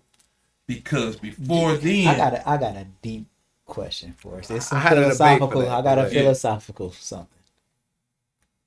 Do you view yourself as strong as a man as the men you seen when you were growing up?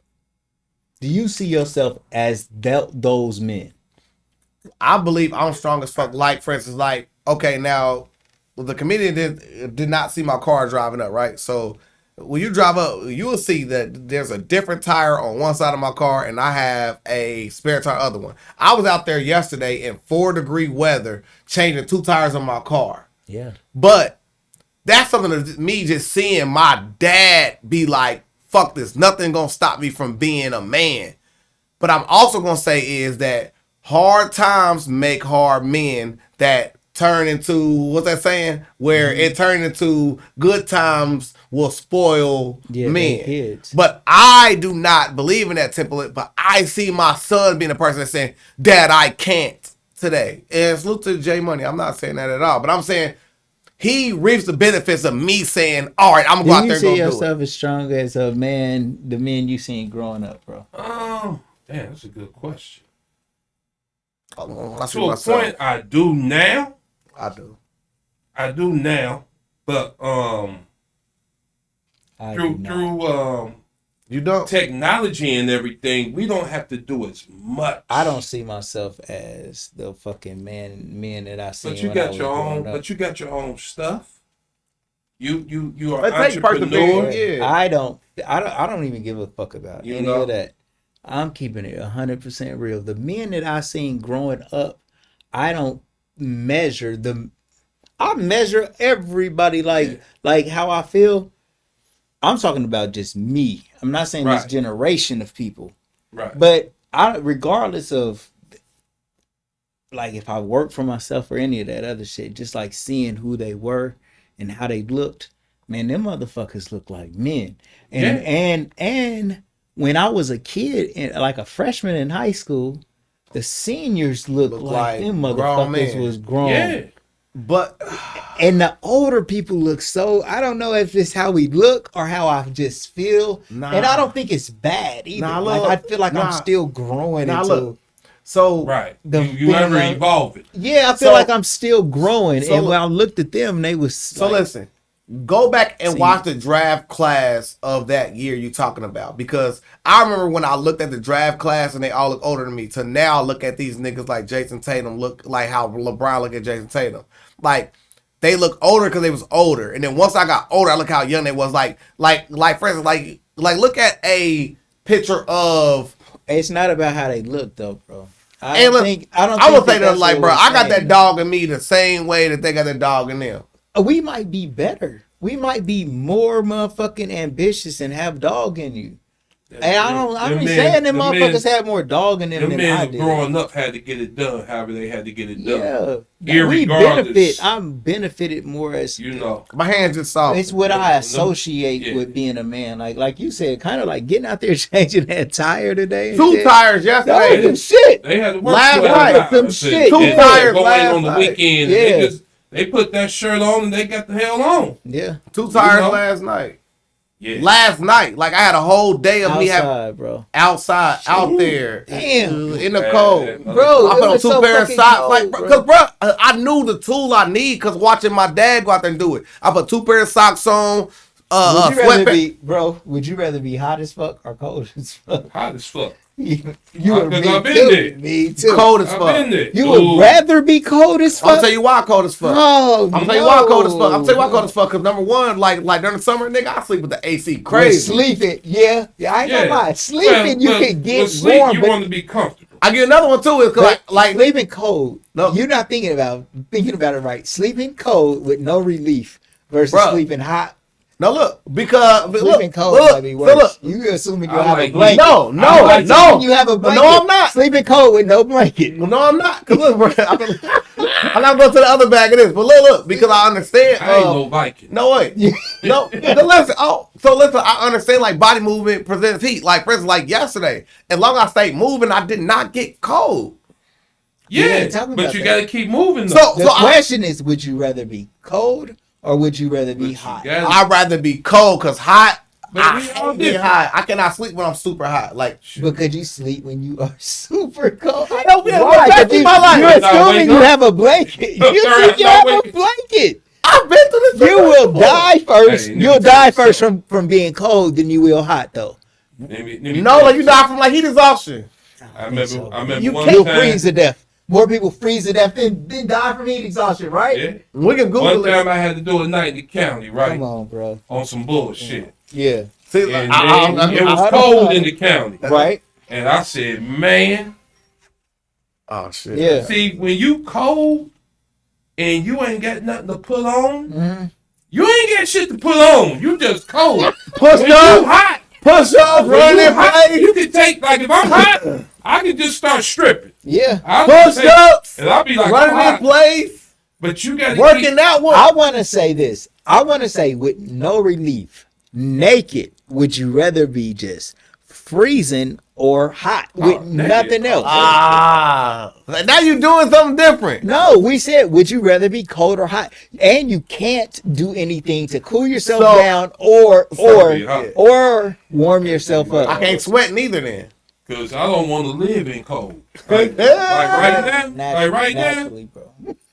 it ain't nothing I want to do right now. I think you got me don't right like, there. I don't I like think having you to got warm me, up the bruh. truck. I think you got me, bro. Take the little punk ass Yeah, point. think about Yeah, it, man. yeah. I'd rather be hot in that circumstance of me not being able to work my body Look heat up. at nature.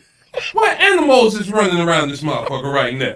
Right. Ain't shit moving. Squirrel guy. Squirrel looking for something to eat, and he Yeah. going right back to where he come from. Shout out to Damn, the dude, squirrel. what the fuck? How does squirrel know how to build a damn shit in the ground? Squirrel guy is an awesome Where do the guy. squirrels go in the winter? They got nests. They if you Yeah, when bruh. you see the trees, Like the at the leaves maturity- fall off, you see the big. They got leaves and shit, and They build the and nest. they build a nest, and they Yeah. get with each Like they a other. family, bro. Like body heat combat, and Told plus they you. get more fur. Told you. I got But a we don't have fur. We got hair. I got a story about a squirrel, but I don't want to talk about that on Bros podcast. But it's some shit like squirrels really know each other and everything. Right? Yeah. for sure. I fuck with squirrels, bro. I fuck with squirrels. All right, bro. So hold on. Where you grew up? What? Right over here by Welcome Stadium, and Yeah. what school we go to? Cincinnati ass. Every 3 years, I went to a different school. Well, growing up, my first 6 years, I switched between Patterson Kennedy and Whittier. Yeah. So my odd years, I went to Patterson Kennedy, which was a bus me over there by UD, University of Dayton, and then Whittier was like right up the street, which was right on Miami Chapel, Yeah. Yeah. and I would go there. I originally was supposed to really go to Miami. I was supposed to go to the school Miami Chapel because I was going to get skipped up a grade Yeah. because I had did some test or some shit. You But they, smart as fuck. Yeah. I ain't gonna tell. I was smart as fuck. Nah, man. No. Comedians are known to be smart as I was fuck. the youngest. My youngest sister was 6 years older than me, so I'm the youngest in the house. Yeah. I got 3 other sisters. I'm the only boy. So when you're the youngest, all the shit they doing is you seeing, man. So they reading and doing things. So like I said, it's all about exposure. So I'm being exposed to books and the news. I grew up with my grandparents, my mama So my grandfather read the paper every morning. I wanted to read the paper. Yeah. Right. So I learned how to read before I even attended school. I knew how to do all that shit. Right. Yeah. So when they took me in there to do all this shit, I'm like, shit, give me the magazine. I'm reading that shit like a little motherfucker. I had cocoa, but I want my little coffee, and I'm reading, and the thing that fucked them up was like I can comprehend what I'm reading, Right. so I can repeat back what's going on and everything. They're like, wow. But the thing was, by the time we got ready to do the thing, they only had a certain number of people that could go, and it had filled up. So I had to stay in my right grade, which was cool with me. I didn't.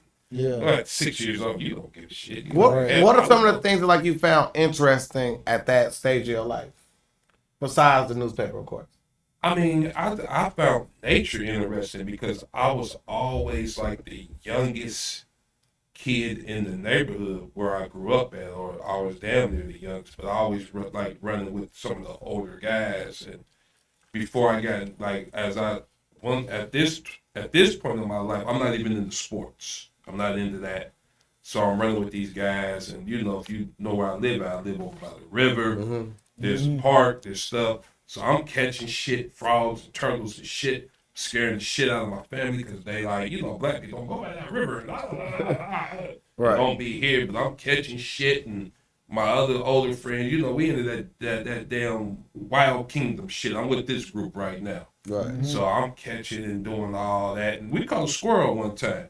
I advise y'all not to fuck with those squirrels. Shout out to Squirrel Guys, man. Nah, don't fuck with them squirrels. Them motherfuckers Catch a is squirrel, fast. man. Took us all day to catch Bro, that damn squirrel. Man, bro, How'd y'all catch it? Man, I don't even remember. I that. got a squirrel story. Yeah. Squirrels are Come on. dangerous. All right, look. So listen, bro, I had a dog house, right? Yeah. And we had let my dog in the house to clean it, and we turned the dog house and we had sprayed it out. We turned it upside down and we turned it upside down to let the sunlight dry it out. Somehow my mom thought it was a good idea. A baby squirrel fell in there, and we raised a baby squirrel all the way to. Damn. Yeah. I knew a neighbor that knew how to get squirrels. He would feed squirrels out of his hand. Yeah, bro. Oh, shit's a wild shit, bro. And we could never, but we was kids, so we wasn't patient enough You about to to get the damn squirrel to come up to us. What's this, bro? So you knew how to do that shit. Bro, I really miss squirrels. You about to laugh, bro.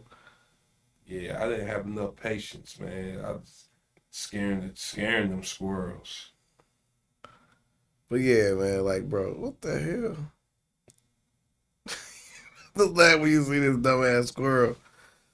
Well, yeah, but I'll find it later, man. But anyway, yeah, bro. So listen, it's a squirrel that like lives in like my area, right? So I have a house that's close to here, and it's a squirrel that visits me all the time. His head is kind of darker than all the other squirrels. That's how I know it's the same squirrel.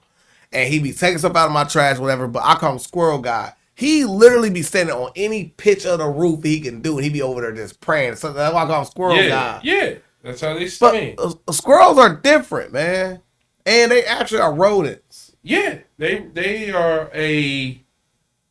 I can't remember biological term of it. But I think about they're part of the mice and rats, some shit. Rodent for sure. So yeah. So listen. So I think about that when I go to places like Florida because they don't have squirrels. They have like lizards and the little small like little iguanas and shit. Yeah. So how come there ain't squirrels in that area? Are the iguanas eating them, or squirrels don't go in hot climates? I have no idea. You have to ask a white person.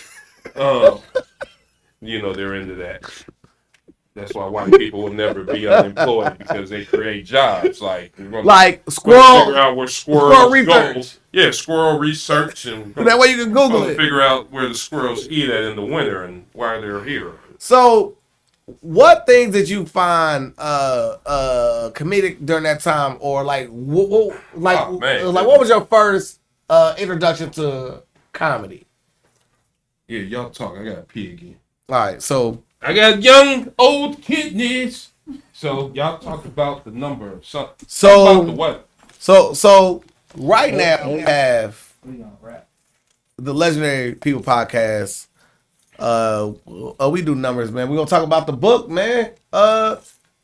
Because Stolen is something that I find to be a very, very intriguing tale that we've got a chance to be a part of. What has been like your actual like reaction to what you've had within the last year? Because now is year 2 going into of the book.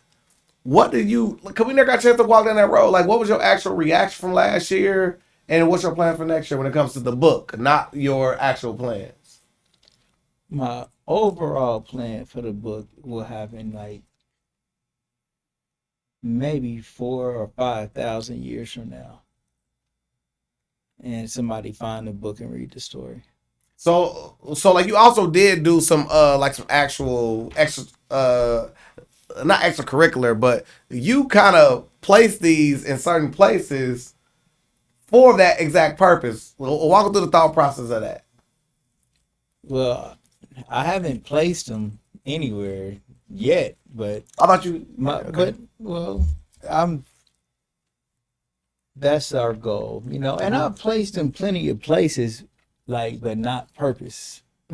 Like everybody that buy one is placed somewhere different for it to possibly be found later. But the real goal for the book is that's the real purpose of my book, for real. Just to tell my story, you know, for another civilization to find, and for them to understand something that somebody went through.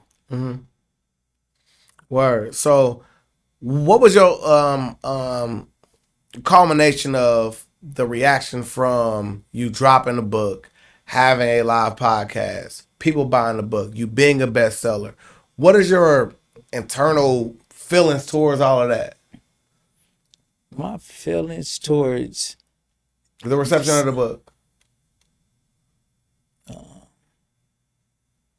Good. It's all good, you know.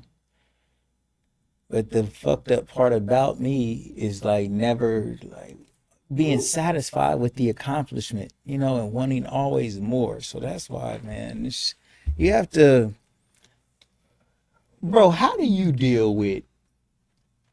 And we gonna wrap it up, bro, because we ain't gonna keep it. Yeah, it was, bro. We gonna wrap it up. But look, we'll end with this subject. That's a great question. Okay. How do you deal with wanting more? Like money? No. Just it could be money, More but just whatever you say, whatever you thinking, whatever you want to improve. You feel me? Man, sometimes you just gotta. First of all, in order to have anything, there's going, in my opinion, there's gonna have to be some sacrifice. Yeah. So you're gonna have to give up something in order to get something else, if that's what you want. Right. And you got to come to that realization, and then you got to have some form of a plan. Like, if I want to go from here and get to there, no matter what it be, it may just be losing weight. You got to have a plan. Like, how am I going to do this? Am I going to stick to it? So it's going to take some discipline. You got to have a plan. Then you got to have your short-term goal, and then your long-term goal, you know, so, cause nobody goes from here to there, you know. If you do, you're an anomaly. You get a hella lucky. Something really. Or you're a plant. No, let him go. I've been funny. He's stupid. Nah, but you gotta, like, you know, you just gotta, like, man, I want to get to here, and then here, and then here, and hopefully I'll make it there, you know, and then you just gotta work on trying to execute it. But with that sacrifice, man, it made me. You might have to give up some friendships. You might have to give up a relationship. Everybody can't go. Yeah, everybody can't, and that's the thing about it. You can't take everybody with you because it's your journey. Damn. So you can't take everybody with you. You gotta, and then you gotta get around. I'm going, bro. Then you gotta get around like people that's about what you want to be about. Yeah. You know, and one thing I've learned in my life. As you get older, this might be one of your best friends 20 years ago, and y'all still cool, but you want more in this realm, right? And they may want more in that realm, and y'all gonna be cool, but you can't spend the time that y'all used to spend during maybe your 20s or your mid 30s or something. as you get older and you get more mature, Yeah. you start gravitating to people that's into the things that you want to do. Mm-hmm. And these may be people that you never thought you would encounter growing up. I got a term for that. I believe culture brings us together, value separates. Because, for instance, like, I don't want somebody who just loyal to me. I want somebody that's dedicated to me. Because you can be loyal to me, but you sit there just being a person that's sitting on a train riding with me. If you dedicate to this shit, you're gonna make sure like I'm get like, you know what I'm saying? You're gonna be dedicated to it. I don't want somebody loyal to me. I want somebody dedicated to me. I need somebody that's gonna check me and keep me. Are you rocking with me or not? I'm off. You want somebody to be who? Like who? I want somebody dedicated to me. Who do you want to be dedicated to you? Just anybody that's like rocking like you mean somebody that can kind of check you when you out of pocket? Who in the who are you talking about? Like are you talking about in a relationship when you with somebody? Yeah, that's no. I'm not somebody I'm sexually involved with. No. Like loyalty is like a windshield. It gotta come with that motherfucking car. Right, but I'm saying, like, can be loyal to you and still. No. Because like the person loyal to me ain't gotta do nothing for me to still exist. But people that I'm working with doing something, you have to still be working too. You gotta be dedicated to what the fuck we working on. Yeah. So like being loyal could mean like like a business partner. Business partner, man, you gotta be dedicated. Because like loyalty to me like, yo, I'm gonna reshare your shit. I'm gonna show up. I'm sitting here and not do nothing. Being dedicated is, man, I'm dedicated to watching the thing succeed to where it fucking needs to be. You need to be dedicated to that part. Just being loyal ain't enough no more. When you kind of like being loyal is like the fucking bare minimum. You got to be dedicated now. Loyalty is some shit they gonna give you because you're doing good. They gonna be loyal to you because you're doing good. The moment you not, they ain't loyal no more. So loyalty ain't no fucking. This as a business. Yeah, I see what you're saying. Like somebody you're doing business with got to be dedicated to it. Yeah. Loyal and dedicated. Down with the struggle all the way through. Loyal and dedicated to this shit. I know you're gonna make it, man. I know you're gonna make it. But I gotta go. Loyal. So they loyal to you, but they ain't in the struggle with you. Right. Sure. Right. You know, they look. Hey man. Can you help me out? I'm loyal and dedicated to you, Brody God. You feel me? You know what I mean? Like, bro, like, but at the end of the day, that's the only thing I'm trying to say to the masses that look for people that got those two characteristics, loyalty and dedicated, to make sure like you actually succeed, because they can be loyal to you, but they can be loyal as long as they getting fed off the shit. If they not dedicated to loyalty you, does loyalty, all loyalty stops at a certain level, right? Or no? It do, because then they'll be loyal to somebody. Nigga, it's like, loyal to me is like a dog. Like a dog loyal to you till somebody start feeding them better shit. What does loyal mean? That's what I mean. It's like I can be loyal to you, but I can't go on that journey with you. I can support you. Right. Because I want to go over here. Right. And you want to go. That's like the guy that like what does loyal mean? That's like the guy that went to school and the guy that went to go hustle, but they came up to shop ball together. Yeah. You know what I mean? Like I look at loyalty like a person that just like, they are a person that is by your side. They are supportive of things that are in line with their view on what you should be doing. Niggas throw that shit around. That's their favorite word. If you loyal to me, I'm be loyal to you. I know what loyalty is. Giving or showing firm and consistent support or allegiance to a person or institution. Yeah. So you would rather have a person that's dedicated. I rather somebody that's dedicated and loyal. Like, I don't know. A prime example. Look. So listen. Wait. So for instance, LeBron was loyal customers, dedicated customers, loyal customers. LeBron example, right? LeBron was loyal to Cleveland while he was there. It's two different things. But LeBron is dedicated to winning championships, so he'll leave the loyalty from Cleveland to go to a place where he's dedicated on his legacy. I know what you're saying, bro, but I don't think that they would be mutually exclusive or some type shit. I didn't give you an example. Loyal. I hear what you're saying. LeBron was loyal to Cleveland, wasn't he? Giving or showing firm and consistent report or constant support. LeBron was loyal to Cleveland. It's definitely a symbol. He's from Akron, but he was loyal to Cleveland. Like they drafted him. He brought him a championship. After he's done with that loyalty piece, he went and got dedicated to his actual goal, being better than XYZ. He was loyal when he was dedicated. He was loyal to Miami when he was there, and dedicated at the same time. I don't think he was loyal to Miami. He never said like I owe it to Miami. Like he went there in dedication of winning a championship. His loyalty brought him back to So Cleveland. do you think he? I don't know. Okay. I don't think he was Dedication. He never would have came back to Cleveland if he They had. are related, but they cousins. both at the same time. They cousins. They wanted the same. Yeah. Close. You can be both at the same When time. he came back to Cleveland, he was loyal. He was loyal and dedicated to bring a championship And back to if you're Cleveland. dedicated, it seems like you'll automatically be loyal. No way, man. What? Because you be dedicated to your own agenda. Loyalty involves another. In the King's English, it says in You should be summary. loyal to this action to continue. Loyal. No, you dedicated to the Look, action. Here's the King's Loyal. English. Loyal. Dedicated. It says that not Loyal involves another person. Yeah, but you're outside of yourself with the support of the action to continue to do it. Like loyal to a cause. Dedicated Loyal to a cause. Here it the is. same Here thing, it though. is. Here They're it is. in No, no. Listen, You listen. using the wrong term, bro. Hold on. Time out. Respectfully. It says in summary, loyalty often involves a personal connection or relationship, Relationship means another person. while dedication is more about a strong commitment to a specific pursuit or endeavor. Hold on. Yeah, Let me man. again. Hold on, wait a minute.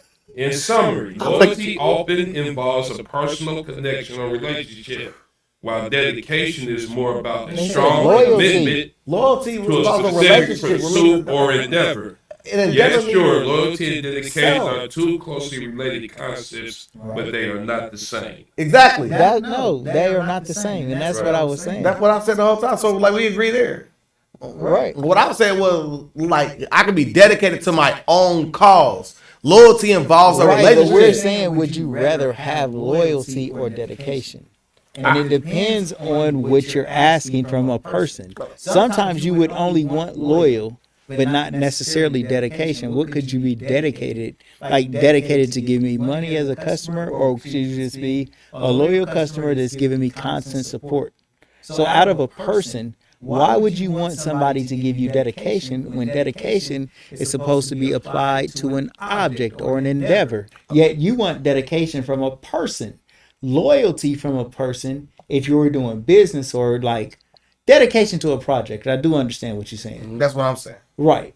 I see that, but I think the person would first maybe have to be loyal to you to be dedicated on what you both agreed on.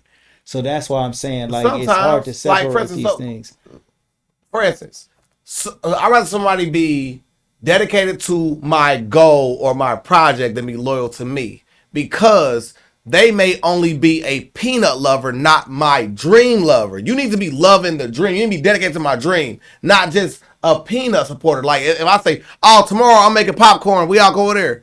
Okay, that's cool, but you're not dedicated. I just think that relationships are built stronger on like I don't know. I mean, you're right. I don't know. I mean, like, they're closely I think, related, so yeah, it's hard to... Yeah, like they cousin, they It's cousin. got a lot of gray area Most to of the it. time when you're dedicated, you're loyal as well. For sure. Yeah. I agree there. Right. It's a little And- punk ass and- point, and- bro. But you could be and- loyal. you need it. You could. I'll take it. And Well, even- Betty, and baby, even baby. in being loyal, that doesn't mean I'm going to agree with everything that you say or do. And it doesn't. Right. And you don't Well, have if to you be dedicated. Yeah. Well, if you dedicate, you can be like, man, I'm dedicated ain't no better to than the- me. Would you I'm rather be dedicated loyal to or the goal. dedicated?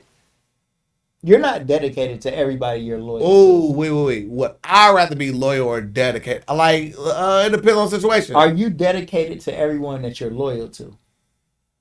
No. No, hell no. But Because everyone, we're all in different lanes. but if you are dedicated, like if you I give like, example, if I give somebody example. that you say that you're dedicated, Oh, I got a good example. A project that you're dedicated on, just you as a person. Mm. Are you also loyal to the person you're dedicated to this project with? Yeah, but like that's not the solve all. So, I give No, prime example, no, right? But no, hold on, bro. Go ahead. Well, there's people, because like, let's just take what I'll just take for myself. I'm into comedy. Yeah.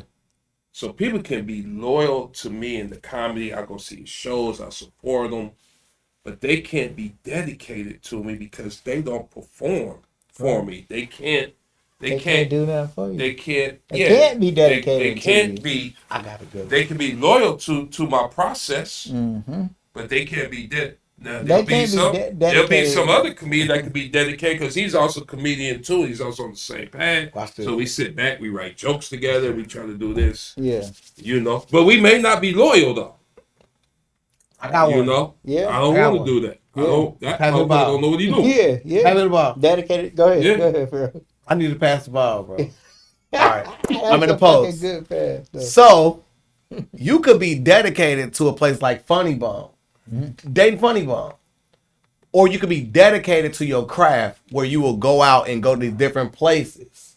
So you mean I'll be loyal there? You can either be loyal to dating Funny Bone, or you could be dedicated to your craft and your career to make sure you make it. Because there. every comic says they have dedicated a home club. to Funny Bone though? Then you just only be there at Funny Bone. Right. But how can you expect somebody to be Funny dedicated bones. to you? You're there's other Funny Bones. Like the person is Funny Bone. There's other Funny Bones. Exactly. Right. So I'm going to be loyal because by me being loyal, I'm going to always speak highly of them. I ain't going to let nobody shit on them. But if I'm dedicated, it's almost if I am working for them. I'm working for them and I am exclusively at Funny Bone. Right. So you saying like as an employee, you want somebody to be dedicated to you. No. I want somebody dedicated. That means that when their goals are employee, wait. Dedicated. No, wait. Because for instance, like, you ever heard the term blind loyalty? I don't want blind loyalty. I want someone to choose, like where their goals align with my goals. Is why is how I capture dedication. Where you're doing exactly what the fuck you should be doing in your life lines up with that. That's dedication. Being loyal to me is like I'm disregarding that. That way, if this don't work out, I can say you the fucking fault. I'm gonna be honest with you, as far as from a humanistic perspective, I need someone that there's a gray area of dedication and loyalty. That's hard. Well, and listen, and we it's all a agree. Gray area. No. Look, you came to a good point. Do you agree? There's a gray area between loyalty and dedication. Do you agree? Overall. And look, I agree. And when we all agree, that means God is present. Yeah. But don't be so loyal where you can't check me where I'm fucking up. Right. For sure. That's what I'm saying. I don't want blind loyalty. Right. I need somebody to pull my coattail when I need that's real say, loyalty. Come here. Yeah. Don't do that, man. Mm-hmm. That's real loyalty. Yeah, right. Yeah. That's real loyalty. That's what we missing from a lot of our young people. Yeah. Blind. They got blind loyalty, and they know the shit is wrong. Right. Somebody got to say, "Hey, man, we not gonna take that kid, man. That day go to work every day. She need that shit." Facts. Facts. And again, for all the listeners watching, and you guys are already a fan of the podcast, you guys already watch. When we all agree, that means God is present. Thank you, God, for tuning in for the God cast, man. Shout out to Raymond. You know what I'm saying? In the building. You know what I mean? Oh yeah. Make sure you shout out your social media platforms. Raymond Jackson Jokes, baby. Raymond Jackson Jokes on Instagram. Hit me up, Raymond Jackson on Facebook. Check me out on YouTube. Uncle and Nephew Podcast, Unc with a K. We're gonna stop it up. Check it out. Yeah. We're gonna slide. They're gonna both come through. We're gonna have them both on there. We're gonna slide soon. We got them on the list. We know that because I'm the EP, baby. For sure. Make it happen. Hey, your next show coming up? You got anything cooking up in the works? I got a private show coming up. I'll be up in Sydney, Ohio this Saturday doing the Icky Woods. Shout out Icky Woods, man. Program. I'll be in Springfield at a place called O'Connor's on the 24th. First weekend in February, I will be at the Sanctuary in right across the bridge from Cincinnati, Dayton, Kentucky, with Rich Voss. Word, bro. So we got a lot of stuff coming up. So we man. Doing our thing, and I got a Black History program in Chillicothe at the end of February. So just go online, check it out. I'll have them posted. There'll be a flyer, poster, you know, and give it up for these two cats right here, man. They doing their thing. Legendary podcast, man. I never look at myself as legendary, but people tell me that I am, and I feel blessed and I humbly appreciate it. Bro, I want you to come through all the time. You bro. gotta slide, bro. Just come through. Just Just let me know. Yeah, let me know. For real, I'll bro. come through and kick. We got that going on, and then also I'll be remiss to not announce we got the 100 for 100 series going on right now at Official Network and Chill. Check out our Patreon right now. Go to just Google Dash Resource anywhere, man. It pop right up, man. Official Network and Chill, where the network is real, the entrepreneurs build. We literally are right now helping 100 businesses in 100 days. We dropped our first video on Patreon. We are already halfway out our goal of 100 businesses. We got 51 businesses already signed up. So, man, salute to y'all, man. Dayton, bro, we on the map, man. It's lit, man. That's what's up. That's good, bro. Thank you, brother God. No, it's good, bro, because from you to start something from nothing, from an idea, to doing good stuff like that, bro. Seriously, though.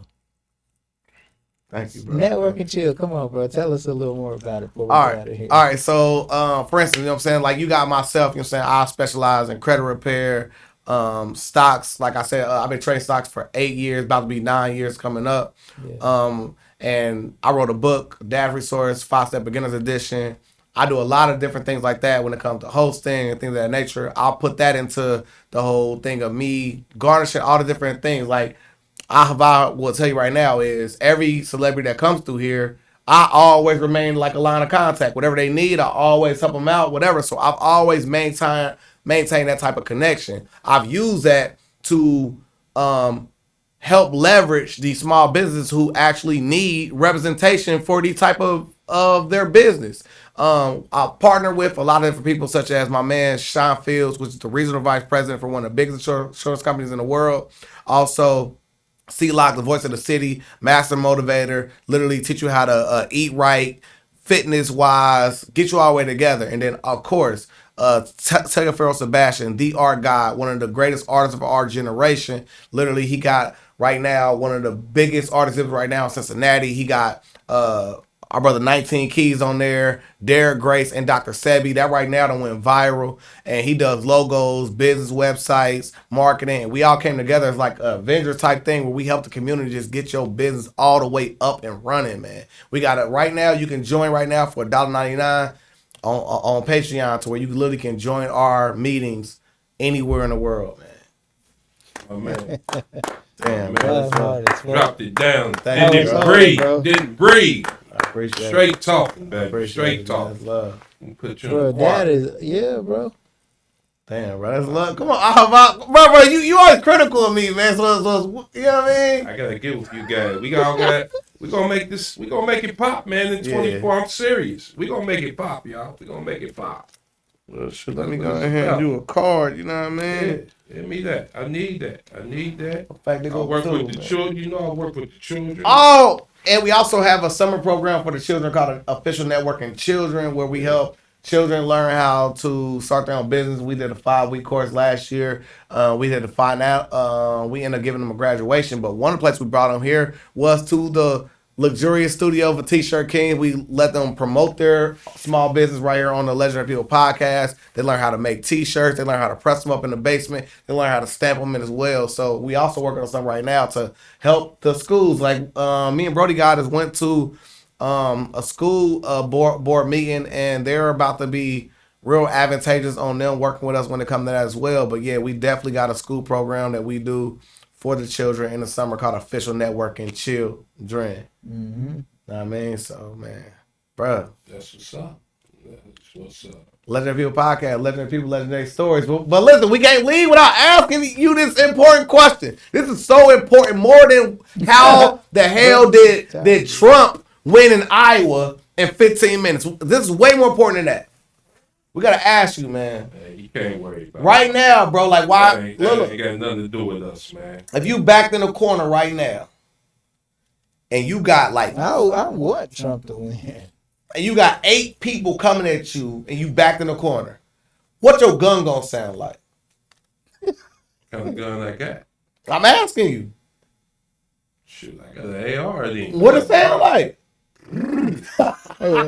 Ah!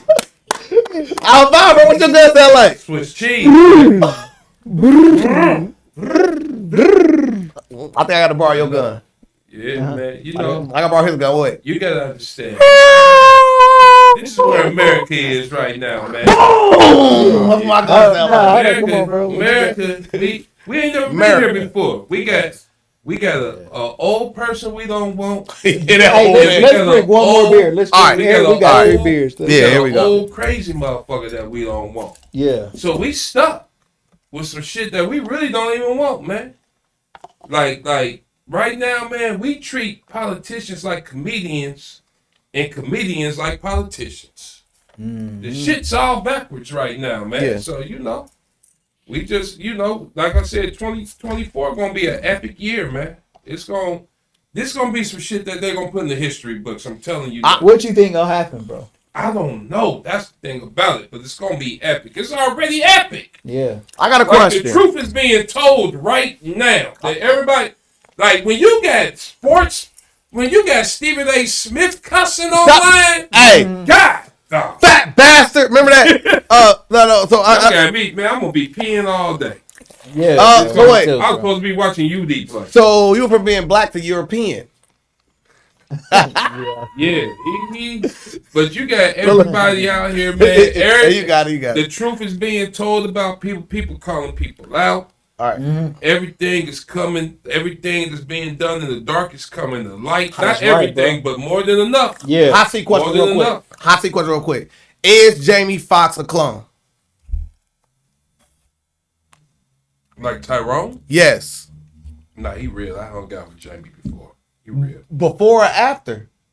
Nah, I hung out with Jamie back in the day before all the movies. So you saw how he had a tattoo behind his head. They're saying that the tattoo's now no longer behind his head. Ah, I didn't know that. Is that still going on? Like that's People say, I mean, like B-Nuts. I mean, like, this B-Nut questions. I'm I didn't know that. I don't believe in cloning. I mean, I know like they clone people, but I don't think you can accelerate a clone to make it match a person today. You think you That's can do crazy. that, bro?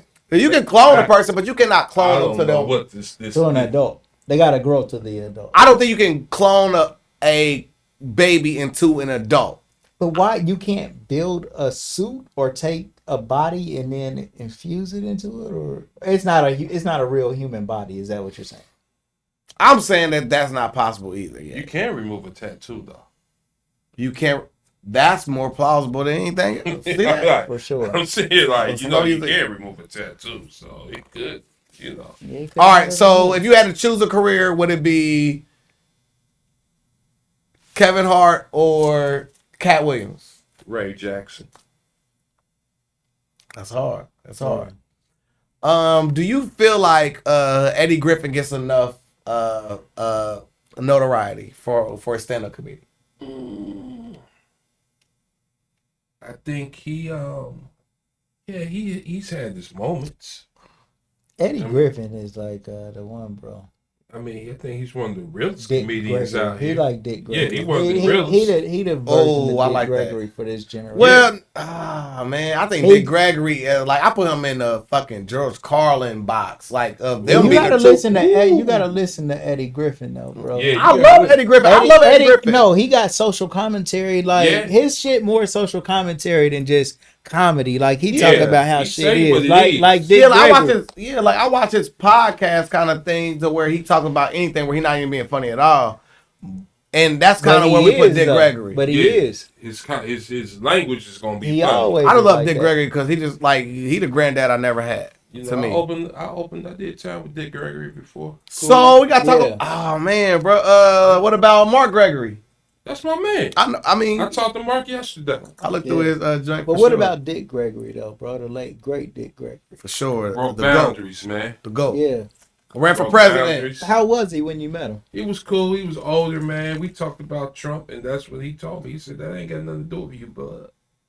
Yeah. That's some other shit. You ain't even got you keep getting on your path, cause that's something else, man. See, you gotta always understand, man. Sometimes when we start cracking the code, they'll stop that shit in its tracks. Like sometimes you look at well, I just throw it out there. I ain't nobody. You look at Kanye, man. Kanye Kanye is his own self. We don't know everything about, but Kanye be speaking. If you just listen, Yeah. there's truth in some of the shit he's saying. What about the whole black? You gotta just Almost listen. all the shit he's saying. Yeah, is true. you just gotta listen. What about the black KKK outfit he wore next to Party? I don't Like I understand said. what he did, why he does what he does, but he's Sometimes, doing it for a reason. if he ain't right, he ain't right. Sometimes.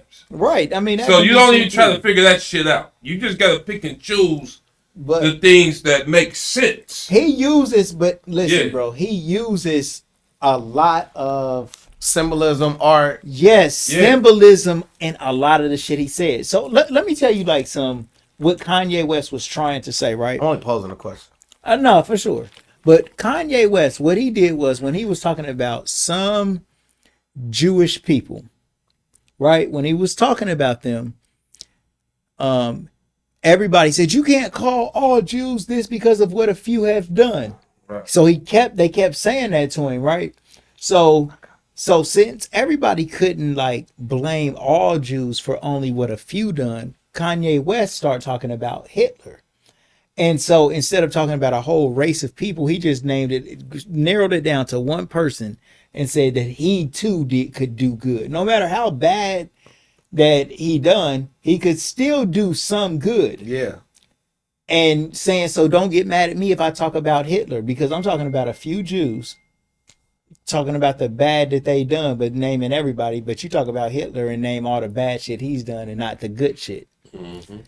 Which was kind of like, it came off like he giving a lot of love to Hitler, but his whole point was symbolism to say, look, motherfucker, you know that after so many are polluted, there's no redeeming quality, or is it? And that to me got deeper when They you don't just said- want us to think like that. Right.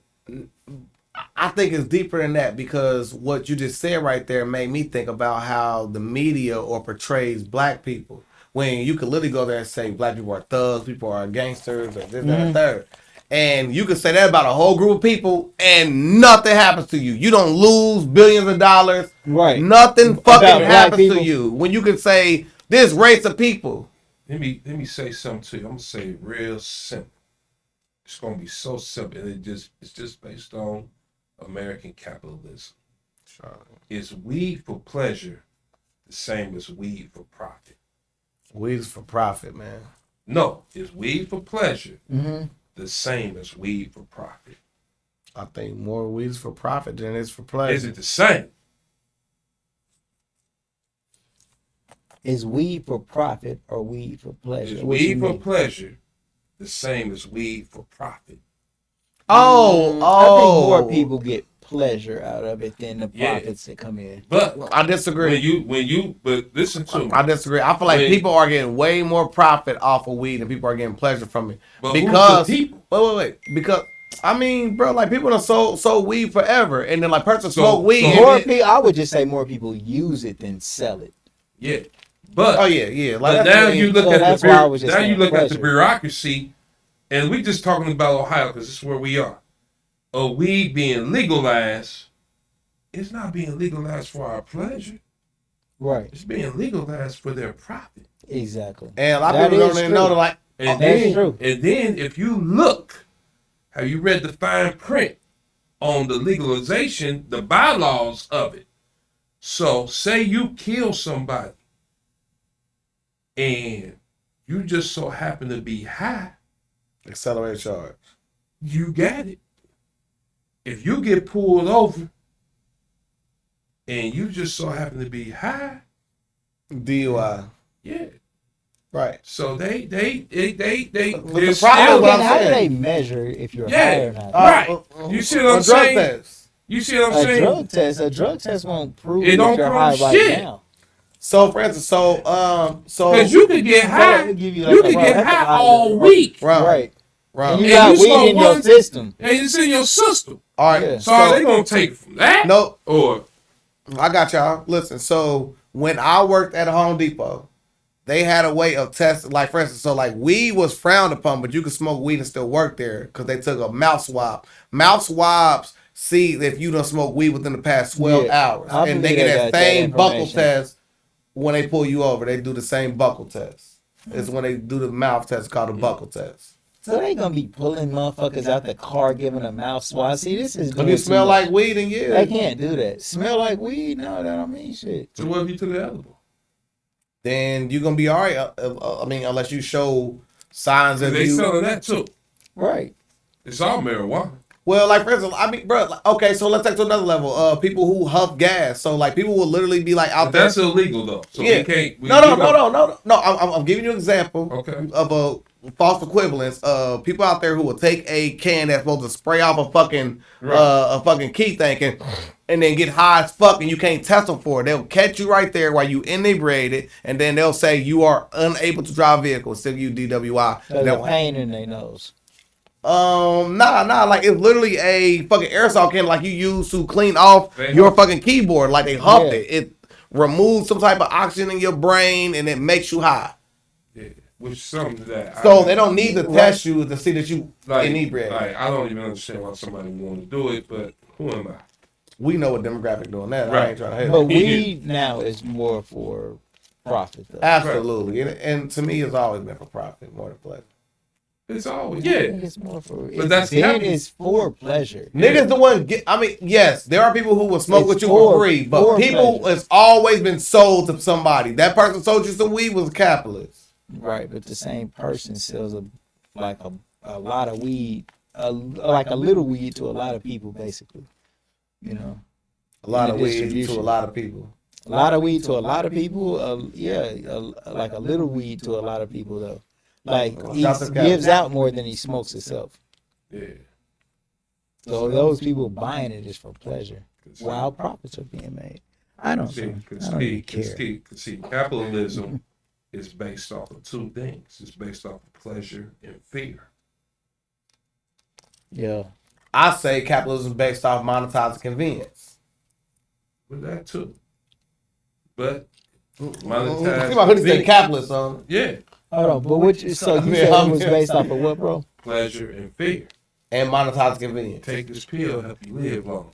Yeah, pleasure and fear. Take this pill, help you feel better. Make your dick get up. Yeah. There you go. If you don't take this pill, you ain't gonna be able to get no sex. So they mess with that emotion within us in order to sell shit, man. And that's why I've always said when capitalism and art intersect, it becomes fucked up. And therefore you get People pay you porn rap. No. And that's our conversation today. There we go. Cool. That's it. All right, All right, you get fucking porn rap. I told you, I was like, where the fuck is he going?